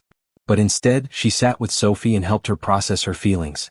"Some people are scared of different," Tamara signed. "They don't understand that different doesn't mean less. It just means different." "But why do I have to be the one who's different?" Sophie signed, tears streaming down her face. "Why can't I just talk like everyone else?" Tamara gathered Sophie into her arms. "Because you're you. And you are perfect exactly as you are. The people who matter see that. The ones who don't, they're missing out on knowing an amazing person." Christopher found them like that and joined the hug. Together, they held Sophie until she felt better. "We're going to talk to the school," Christopher said firmly. "This kind of bullying isn't acceptable." They did talk to the school. The principal apologized and implemented stronger anti-bullying policies. The parents of the child who'd been cruel were called in for a conference. Things improved, though not perfectly. Through it all, Tamara marveled at Sophie's resilience. The little girl who'd almost died just months ago was now navigating social challenges with courage and grace. She kept painting, kept signing, kept being authentically herself. One Saturday, Sophie asked if they could invite her deaf friends from school over for a party. Tamara and Christopher agreed immediately. They set up the art studio for painting, prepared Sophie's favorite foods, and let the kids just be kids. Watching Sophie interact with peers who understood her completely, who communicated naturally in signs, Christopher felt emotional. This was what Sophie had needed all along. Community. Understanding. The sense that she belonged. "You did this," he said to Tamara, squeezing her hand. "You gave her this." "We did it together," Tamara corrected. "You were the one willing to learn, willing to change how your whole household operates to make Sophie feel heard." As the party wound down and parents came to collect their children, Christopher overheard one mother say to Tamara, "Thank you for organizing this. My son has been so happy lately, having Sophie as a friend. He's been asking when he can come back." Tamara smiled. "Anytime. We want Sophie to have a house full of friends." After everyone left, Sophie was exhausted but glowing. "Best day ever," she signed. "Thank you for letting me have my friends over." "Your friends are always welcome," Christopher assured her. That night, after Sophie was asleep, Tamara and Christopher sat in their room, talking about the day. "I want to do more," Christopher said. "The foundation is great, but I want to do something specifically for Sophie. Something that ensures she always has community and support." "Like what?" "I'm thinking about funding a summer camp for deaf and mute kids. Somewhere they can go and just be themselves, learn skills, make friends, not have to explain or adjust for the hearing world." Tamara's eyes lit up. "Christopher, that's brilliant. Terrence went to a camp like that when he was younger. It changed his life." "Then let's do it." We'll find land, build facilities, hire counselors who sign fluently. Make it world-class. Make it free for families who can't afford it. They talked late into the night, planning and dreaming. Tamara contributed ideas from her experience with Terrence. Christopher brought his business expertise to make it financially sustainable. Together, they created something neither could have built alone. As Tamara fell asleep that night, wrapped in Christopher's arms, she thought about how far she'd come. From the exhausted nurse working double shifts to make rent, to a woman building programs that would help thousands of children. From someone invisible in most rooms to someone who commanded respect and attention. But more than any of that, she'd found love. Real, deep, supportive love that made her better and stronger. She'd found family not just with Christopher and Sophie, but with everyone in their expanding circle. She'd been so afraid to accept Christopher's help at first, worried about pride and independence. But she'd learned that accepting help with gratitude wasn't weakness. It was wisdom. And giving help with genuine care like Christopher did, was one of the most beautiful things a person could do. They were building something together. Not just a relationship, but a life that radiated outward, touching other lives, making the world a little bit better. And it had all started because one nurse had bothered to ask a sick child how she felt. The next morning brought a surprise. Christopher's sister Rachel called. They hadn't spoken in over a year. Christopher and Rachel had a complicated relationship. She disapproved of how quickly he'd moved on after Isabella's death, how he'd thrown himself into work and shut everyone out. "I heard you're dating someone," Rachel said, her tone hard to read. "Someone you hired to take care of Sophie." Christopher tensed.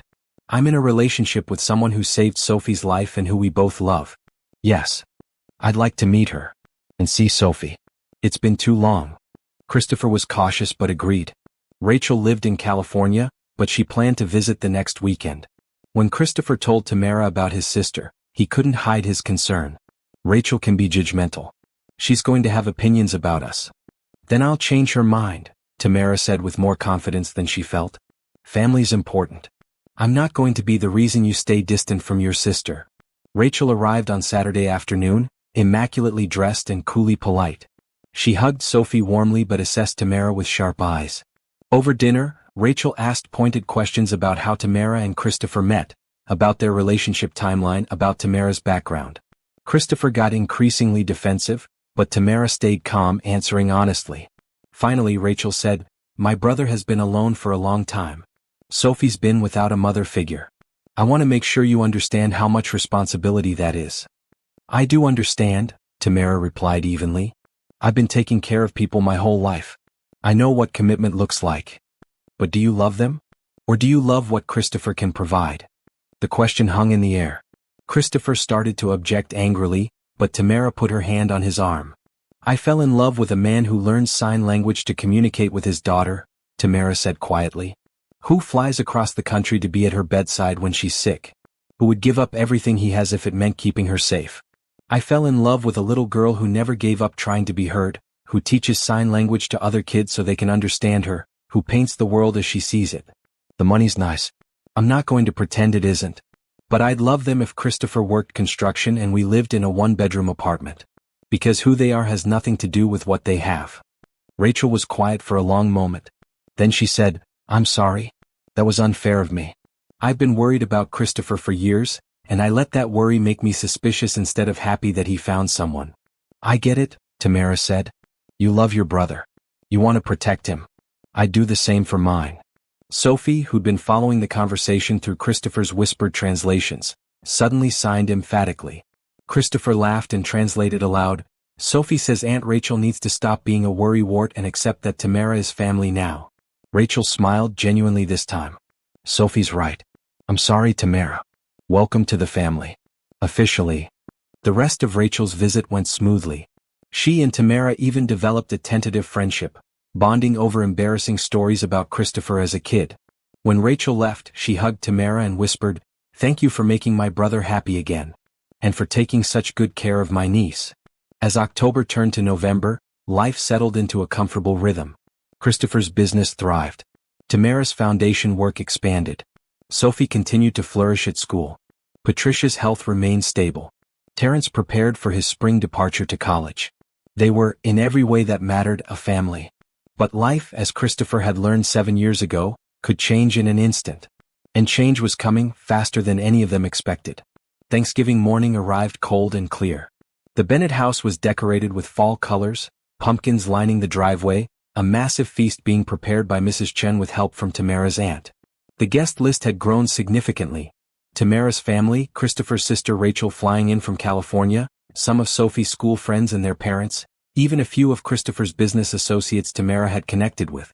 Christopher stood in the kitchen, watching Tamara coordinate the cooking with natural leadership.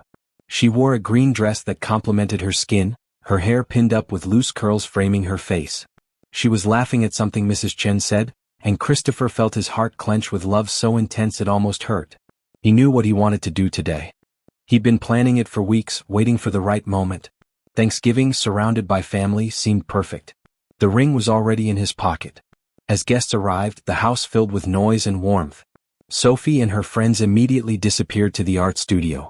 Terrence held court in the game room, teaching Christopher's business associates about deaf culture with the confidence of someone who'd spent his life educating others.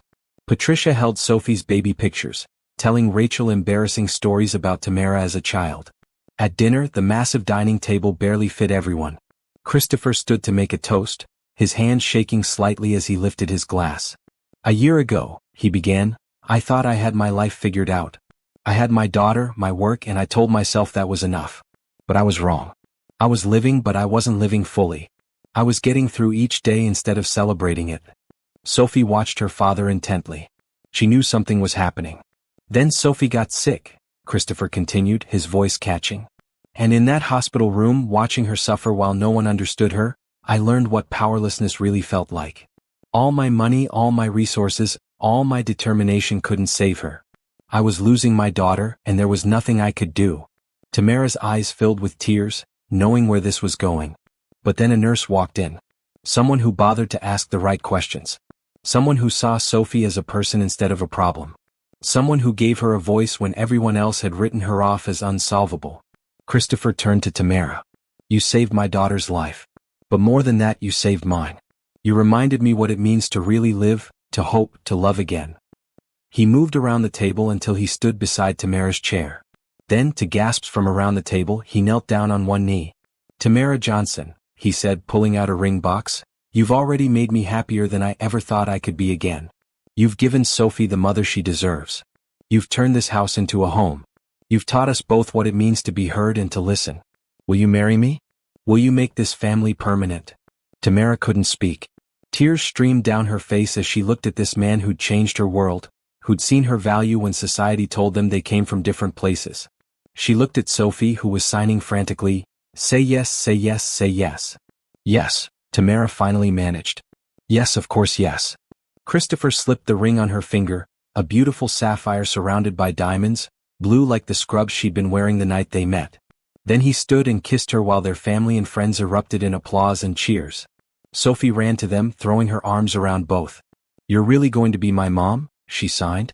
"Really," Tamara confirmed, signing through her tears. "Forever." The rest of the evening was a blur of congratulations and celebrations. Tamara's mother cried happy tears. Patricia hugged her future son-in-law. Terrence shook Christopher's hand formally before pulling him into a brother hug. "You better treat my sister right," Terrence signed. "Always," Christopher promised. Rachel pulled Tamara aside. "I'm so happy for you. And I'm sorry I doubted this at first. Watching you two together, watching how Sophie lights up around you, I see that this is real." "It is," Tamara assured her. "More real than anything I've ever felt." Later that night, after the guests had left and Sophie was finally asleep, Tamara and Christopher sat in their room, both still in shock at how perfect the day had been.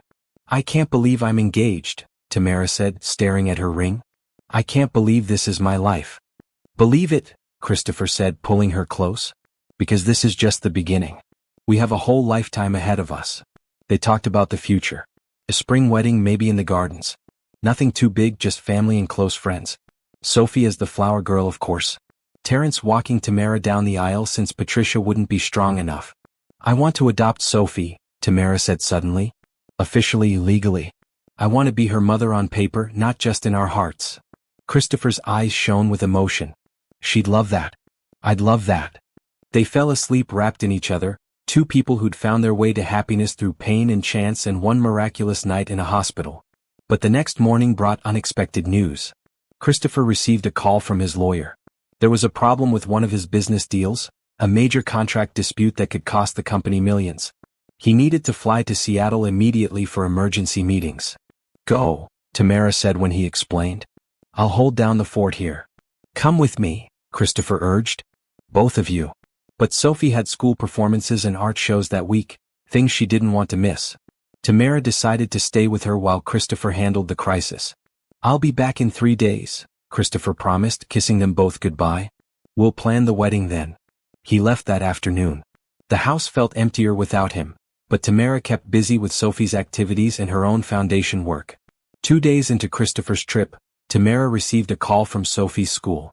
Sophie had gotten into an altercation with another student, something about a group project where the other kids excluded her. Tamara rushed to the school, prepared to advocate fiercely for Sophie. But what she found surprised her. Sophie wasn't upset about being excluded. She was upset because she'd signed angry words at the other students, words she'd learned from Terrence, words that were definitely not appropriate for school. I got mad, Sophie signed to Tamara, looking guilty. I said bad things. The principal was understanding. Sophie's usually such a well-behaved student. I think she was just frustrated. But we do need to talk about appropriate language. Tamara handled it with the right mix of understanding and firmness. She explained to Sophie that while her anger was valid, how she expressed it mattered. When people don't understand you, it's easy to get mad, Tamara signed. But signing mean things doesn't make them understand better. It just makes them think you're mean. We have to be better than their ignorance. Sophie nodded, chastened. I'm sorry. I know. Tomorrow you're going to apologize to those kids.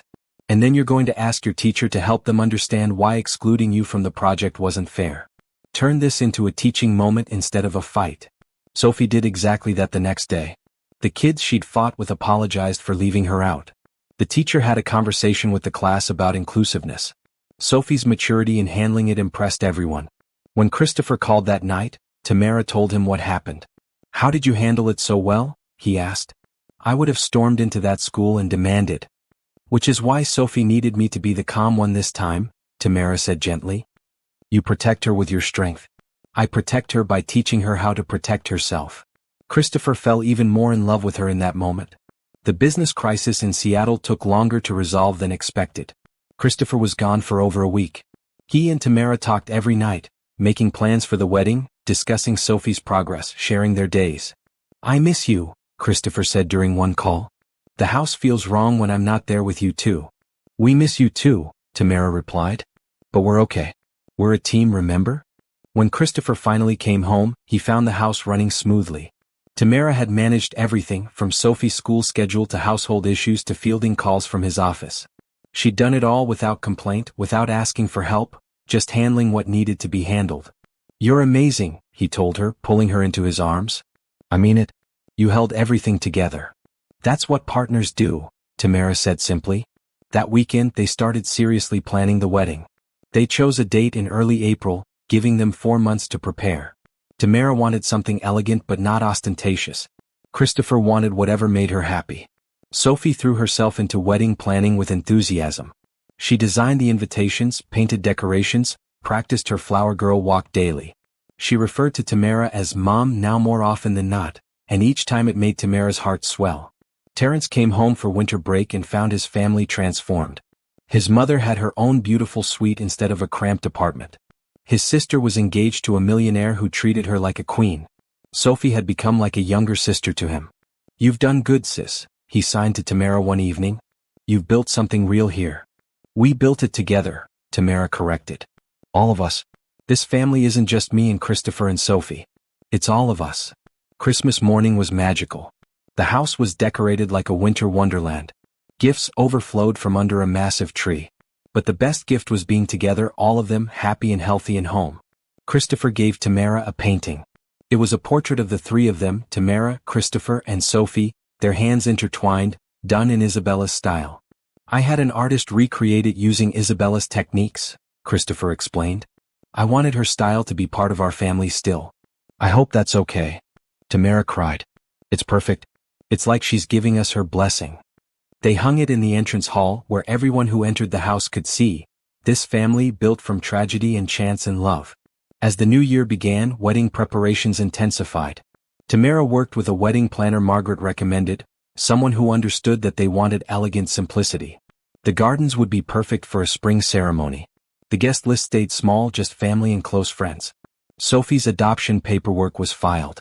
The process would take a few months, but by the time the wedding happened, Tamara would legally be Sophie's mother. "I'm going to change my name," Sophie announced one evening, "to Sophie Bennett Johnson. So I'm both of you." Tamara had to leave the room to cry happy tears. Everything was perfect.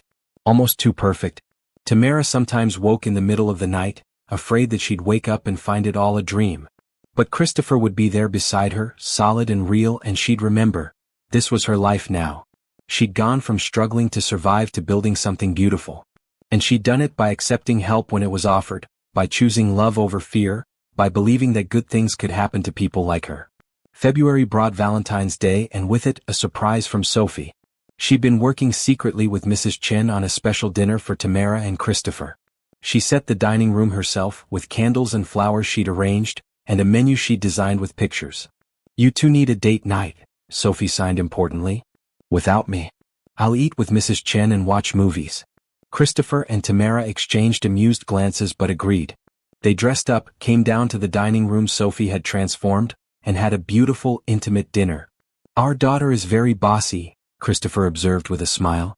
"Our daughter is very sweet," Tamara corrected. "And she's right. We needed this." They talked about the wedding, about their honeymoon plans, about the future they were building. Christopher had officially made Tamara a partner in the foundation. Recognizing her contributions went far beyond advice. She was shaping policy, designing programs, making real change. "I'm proud of you," Christopher said. "Of everything you've accomplished."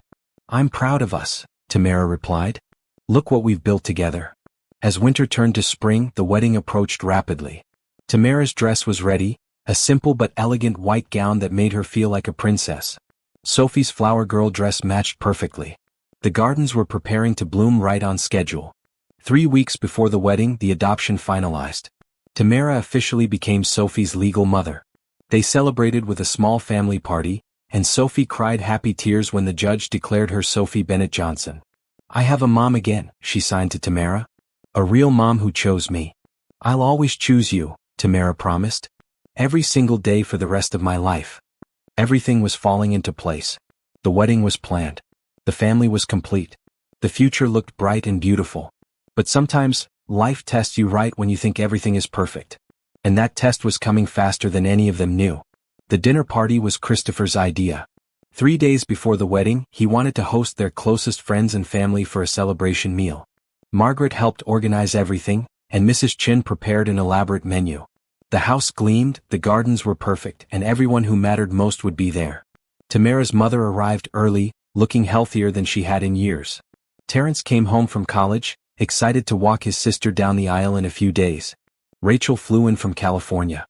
Christopher's business partners and their spouses, people who'd become genuine friends, filled the house with laughter. Sophie was in her element, wearing a blue dress she'd picked out herself, showing everyone her latest paintings, signing excitedly with Terrence about college life. The evening was perfect. The food was delicious, the conversation flowed easily, and Tamara felt surrounded by love. She looked around the table at all these people who'd become her family and felt overwhelming gratitude. They were finishing dessert when Sophie suddenly grabbed the edge of the table, her face going pale. Tamara noticed immediately. "Sophie? What's wrong?" Sophie tried to sign but her hands shook. Her breathing became rapid and shallow. Then her eyes rolled back and she slumped in her chair. "Sophie." Christopher was out of his seat instantly, catching his daughter before she fell. Tamara's nursing instincts kicked in immediately. She was beside Sophie in seconds, checking her pulse, her breathing, her color.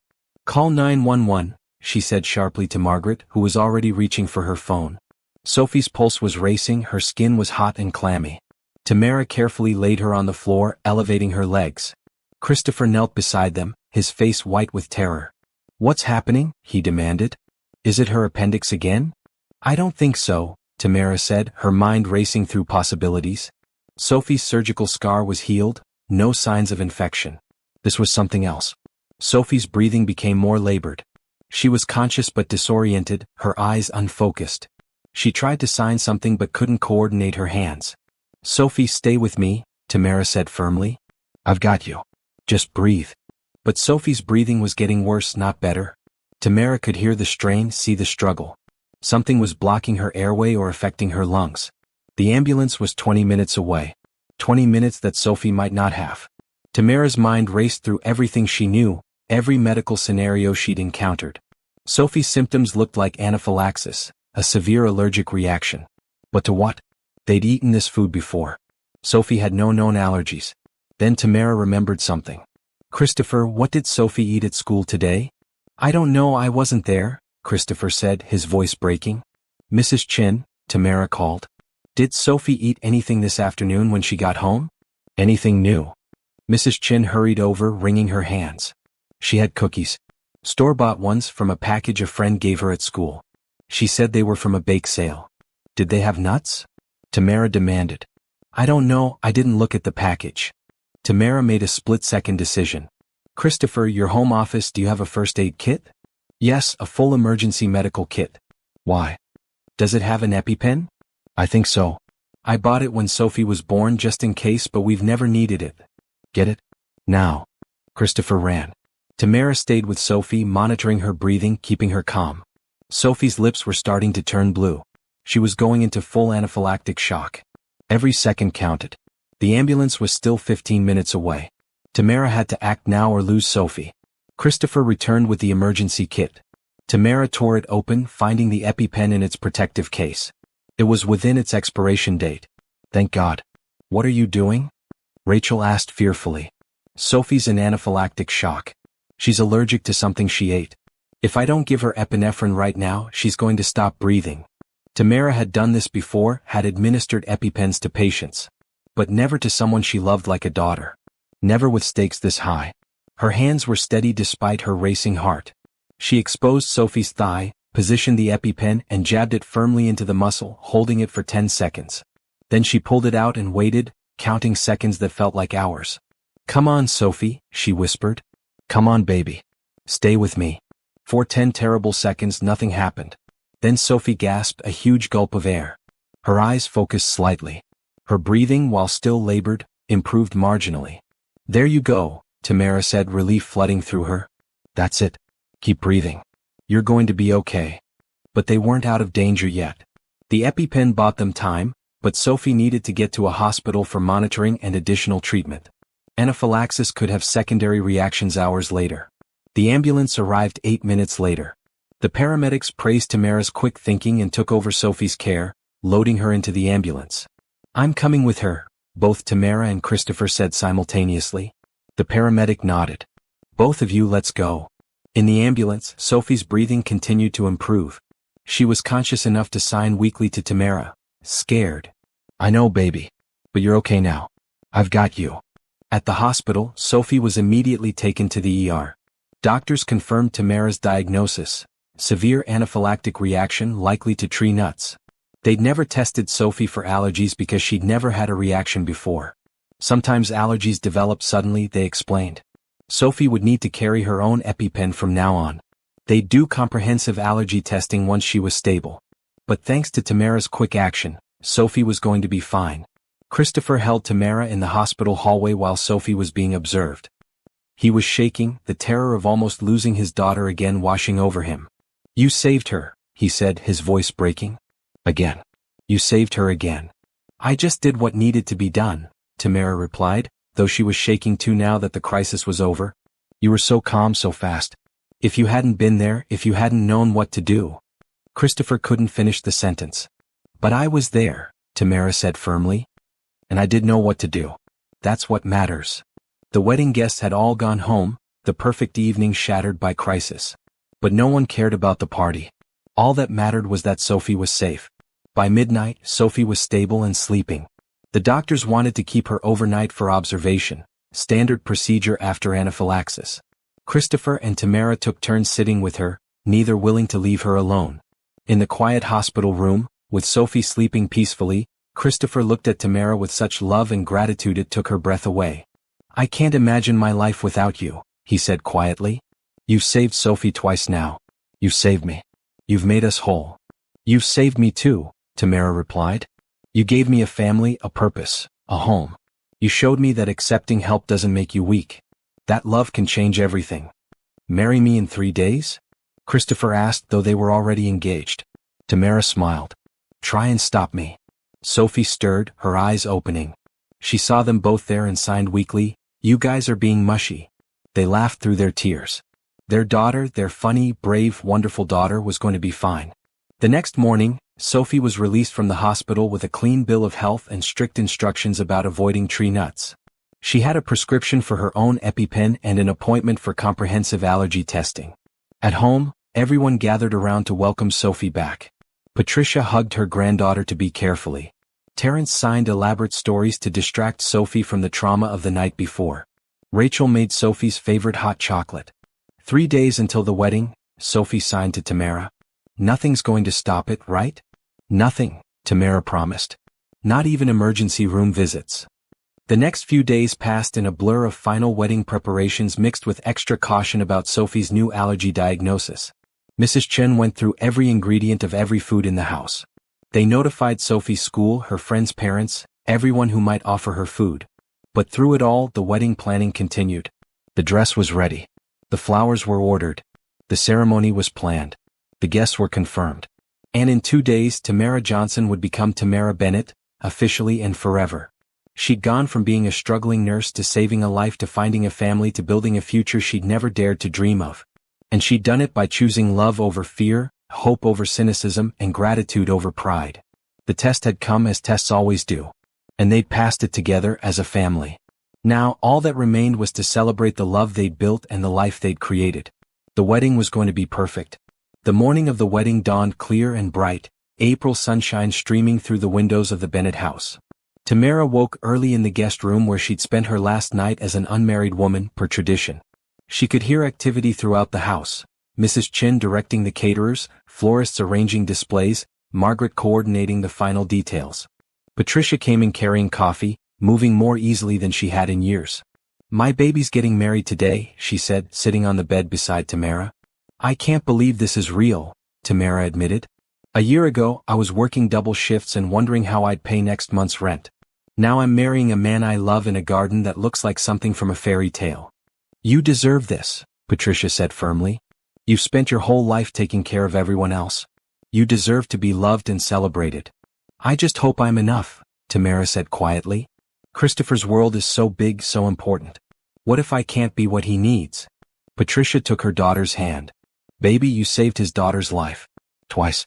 You've given Sophie confidence and a voice. You've made Christopher happy again after years of grief. You're not just enough. You're everything they need. Tamara hugged her mother, grateful for the wisdom and support. Thank you, Mom. For everything.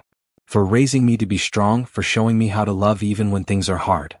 That's what mothers do, Patricia said. And now you're a mother too.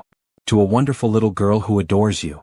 Sophie burst into the room at that moment, already dressed in her flower girl dress, her hair styled perfectly. Is it time yet? She signed excitedly. Can we start? Not for 3 more hours, Tamara signed back, laughing. You're very early. I couldn't sleep. I'm too excited. You're marrying my dad today. You're officially becoming my mom.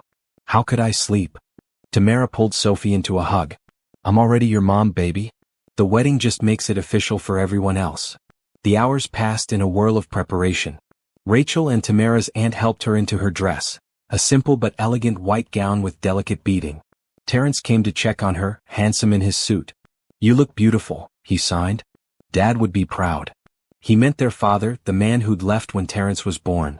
Tamara felt a pang, wishing he could see what they'd become despite his absence. But then she thought of Christopher, who'd chosen to be a father every single day, and knew that biology mattered less than commitment. Christopher's going to be a great brother-in-law, she signed to Terence. He already loves you like family. I know, Terence replied. I'm happy for you, sis. Really happy. At exactly 3 o'clock, guests began arriving. The garden was transformed, with white chairs set up in rows, flowers everywhere, a beautiful arch where the ceremony would take place. The guest list was small but significant. Close friends, family, a few of Christopher's business associates who'd become genuine friends, some of Sophie's teachers, parents from her school who'd embraced inclusiveness. Tamara watched from an upstairs window as people arrived, as Christopher appeared looking nervous and handsome in his dark blue suit. Sophie took her place at the front, holding a basket of flower petals, practically vibrating with excitement. "Ready?" Margaret asked, appearing at Tamara's side. "So ready," Tamara replied. The music started. Tamara took Terence's arm and they walked down the grand staircase through the house and out into the garden. Every head turned to watch her approach. But Tamara only saw Christopher. The way his face lit up when he saw her. The tears that immediately started streaming down his cheeks. The love that radiated from him so powerfully she could feel it from across the garden. She walked down the aisle between the white chairs, past smiling faces, toward the man who'd changed her life. Terence placed her hand in Christopher's, then signed, "Take care of my sister." "Always," Christopher signed back. The ceremony was short but meaningful. The officiant spoke about love that develops from crisis, about families built from choice rather than obligation, about the power of really seeing another person. When it was time for vows, Christopher went first. "Tamara, the night we met, you saved my daughter's life by doing something simple but profound. You listened. You saw her as a person who needed to be heard, not a problem to be solved. Since then you've taught me to listen too. To really hear what people are saying even when they're silent. You've shown me that love isn't about grand gestures but about daily choices to be kind, patient, and present. You've made me a better father, a better man, a better person. I promise to spend the rest of my life listening to you, seeing you, loving you the way you deserve. I promise to be your partner in everything, to support your dreams, to celebrate your victories, and to stand beside you in challenges. I promise to love your family as my own, to honor the people who made you who you are. And I promise to never take for granted the gift of having you in my life." Tamara was crying before he finished. She took a breath, then said her own vows. "Christopher, when I walked into that hospital room, I was exhausted. I'd been working 2 jobs, struggling to keep my family afloat, wondering if I'd ever have anything more than survival. I didn't know that night would change everything. You've given me so much more than financial security. You've given me a home, a family, a purpose bigger than myself.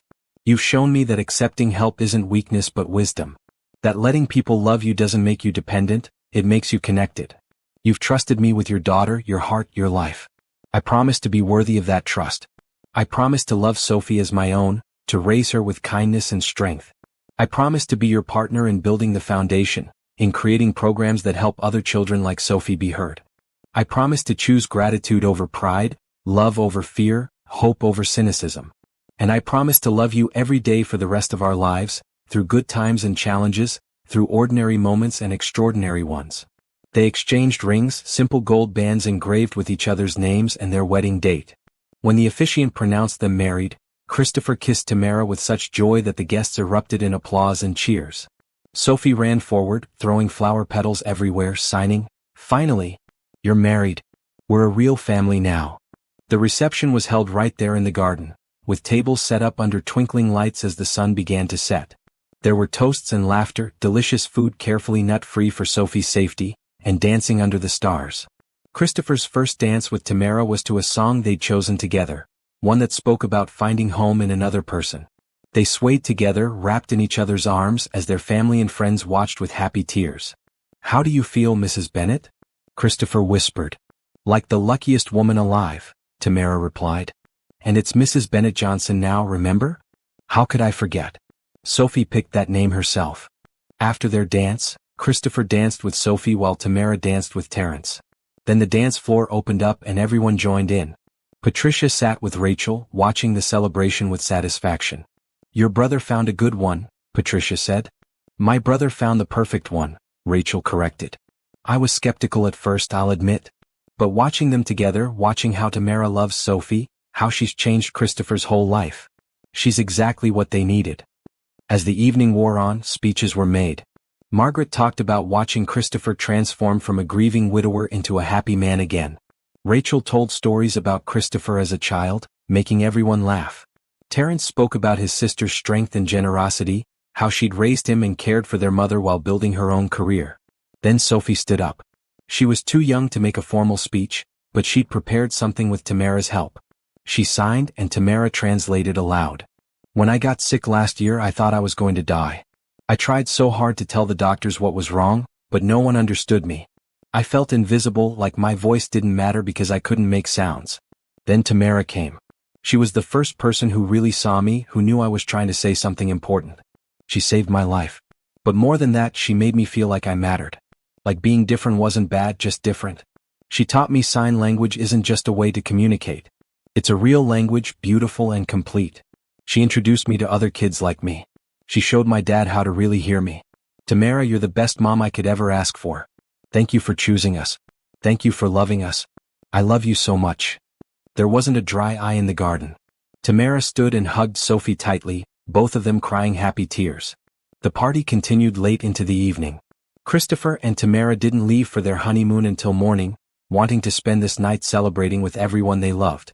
They danced and laughed and soaked in the joy of being surrounded by family. Late that night, after the guest had gone home and Sophie was finally asleep, Christopher and Tamara stood together in the garden, looking at the stars. Can you believe this is our life? Tamara asked. Sometimes I still can't, Christopher admitted. I keep thinking I'll wake up and find it was all a dream. That you're not really here, that Sophie's still sick, that I'm still that lonely man who thought he'd never be happy again. But it's real, Tamara assured him. We're real. This family is real. And it's going to keep getting better. What's next? Christopher asked. We have the foundation, the family, the life we wanted. What's our next dream? Tamara thought about it. I want to write a book. About communication challenges in healthcare, about how medical professionals can better serve deaf and mute patients. About how one conversation can save a life. That's brilliant. What else? I want us to have a baby, Tamara said quietly. I know we have Sophie and she's perfect. But I'd love to give her a sibling, to experience pregnancy and infancy with you. Christopher's face lit up. Really? You want another child? I do. Is that okay? It's more than okay. It's perfect. Let's do it. Let's have a baby. They talked about the future, about expanding their family, about the work they do with the foundation, about watching Sophie grow up, about supporting Terrence through college, about caring for Patricia as she aged. They talked about opening that summer camp for deaf and mute children, about maybe starting a school, about all the ways they could use their resources and experience to help others. As the night grew late, they finally went inside, up to their room, ready to start their life as husband and wife. 6 months later, Tamara found out she was pregnant. Sophie was overjoyed at the prospect of being a big sister. She immediately started planning nursery decorations and making lists of baby names and sign language. The pregnancy was healthy and easy. Tamara continued her work with the foundation, now focused on building the summer camp they dreamed of. Christopher balanced running his company with being an involved husband and father, never letting work consume him the way it had before Tamara. Their son was born in early spring, a year and a half after that night in the hospital when Tamara had first saved Sophie's life. They named him Isaiah Christopher Bennett Johnson. He was born hearing, which meant Sophie would get to teach him sign language as he grew, becoming his translator and guide. Sophie fell in love with her baby brother immediately. She helped change diapers, sang to him in signs, painted pictures for his nursery. She'd grown into a confident, creative, happy child who knew her voice mattered even though it was silent. Terrence graduated from Gallaudet and got a job developing accessible technology, creating apps and devices that help deaf people navigate a hearing world. He visited often, bringing his girlfriend, a deaf artist he'd met at school. Patricia's health remained stable, allowing her to be a grandmother to both Sophie and Isaiah, something she'd never dared to hope for during her cancer treatment. The foundation grew, helping hundreds of children and families. The summer camp opened to overwhelming demand, providing a space where deaf and mute children could be themselves without explanation or adjustment. And through it all, Christopher and Tamara built a life based on the principles that had brought them together. Listening, really listening. Seeing people fully. Accepting help with gratitude. Offering help with respect. Choosing love over fear. Believing that kindness, hope, and compassion could change the world, one person at a time. 5 years after their wedding, on their anniversary, they returned to the hospital where they'd met. Tamara had been invited to speak to the nursing staff about patient communication. Christopher and Sophie came with her. As they walked through the familiar halls, past the room where Sophie had almost died, Christopher squeezed Tamara's hand. "This is where our story started," he said. "No," Tamara corrected. "This is where our story was saved. Our story started the moment you chose to learn sign language. The moment you decided that understanding your daughter mattered more than your pride or comfort. The moment you chose to change." "And you," Christopher replied. "You chose to see a child who needed to be heard instead of just another patient to manage. You chose to care." Sophie, now 15 and growing into a remarkable young woman, signed to them both, "You're being mushy again. But I love it. I love you both. Thank you for being the best parents ever." They hugged in that hospital hallway, a family built from crisis and choice, from listening and love. Tamara Johnson Bennett Johnson had started as a tired nurse wondering how she'd pay her bills. She'd become a mother, a wife, a founder of a charity that changed lives, an author whose book on medical communication became required reading in nursing schools, a woman who proved that accepting help didn't diminish you but could elevate you to become everything you were meant to be. Christopher Bennett had started as a lonely widower convinced he'd never love again. He'd become a husband who knew that love could happen twice in a lifetime, a father who understood that really hearing someone meant more than expensive treatments, a man who used his wealth to lift others up instead of just building bigger walls around himself. Anne Sophie Bennett Johnson, the little girl whose silence had almost cost her everything, became a voice for others who struggled to be heard. She grew up to be an artist and advocate, using her paintings and her story to show the world that different forms of communication were just as valid and beautiful as speech. Their story, which had started with crisis and desperation, became one of hope and triumph.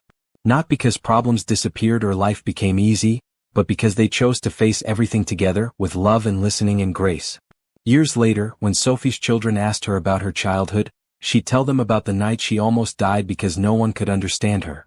And then she'd tell them about the nurse who'd bothered to ask the right questions, who'd seen her as a person instead of a problem.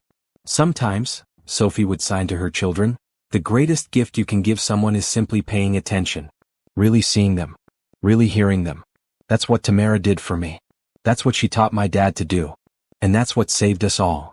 And in a house that was always full of laughter and love, surrounded by family that had been chosen as much as born, Christopher and Tamara would sit on their porch, watching their children play, knowing that they'd built something extraordinary out of ordinary moments of kindness.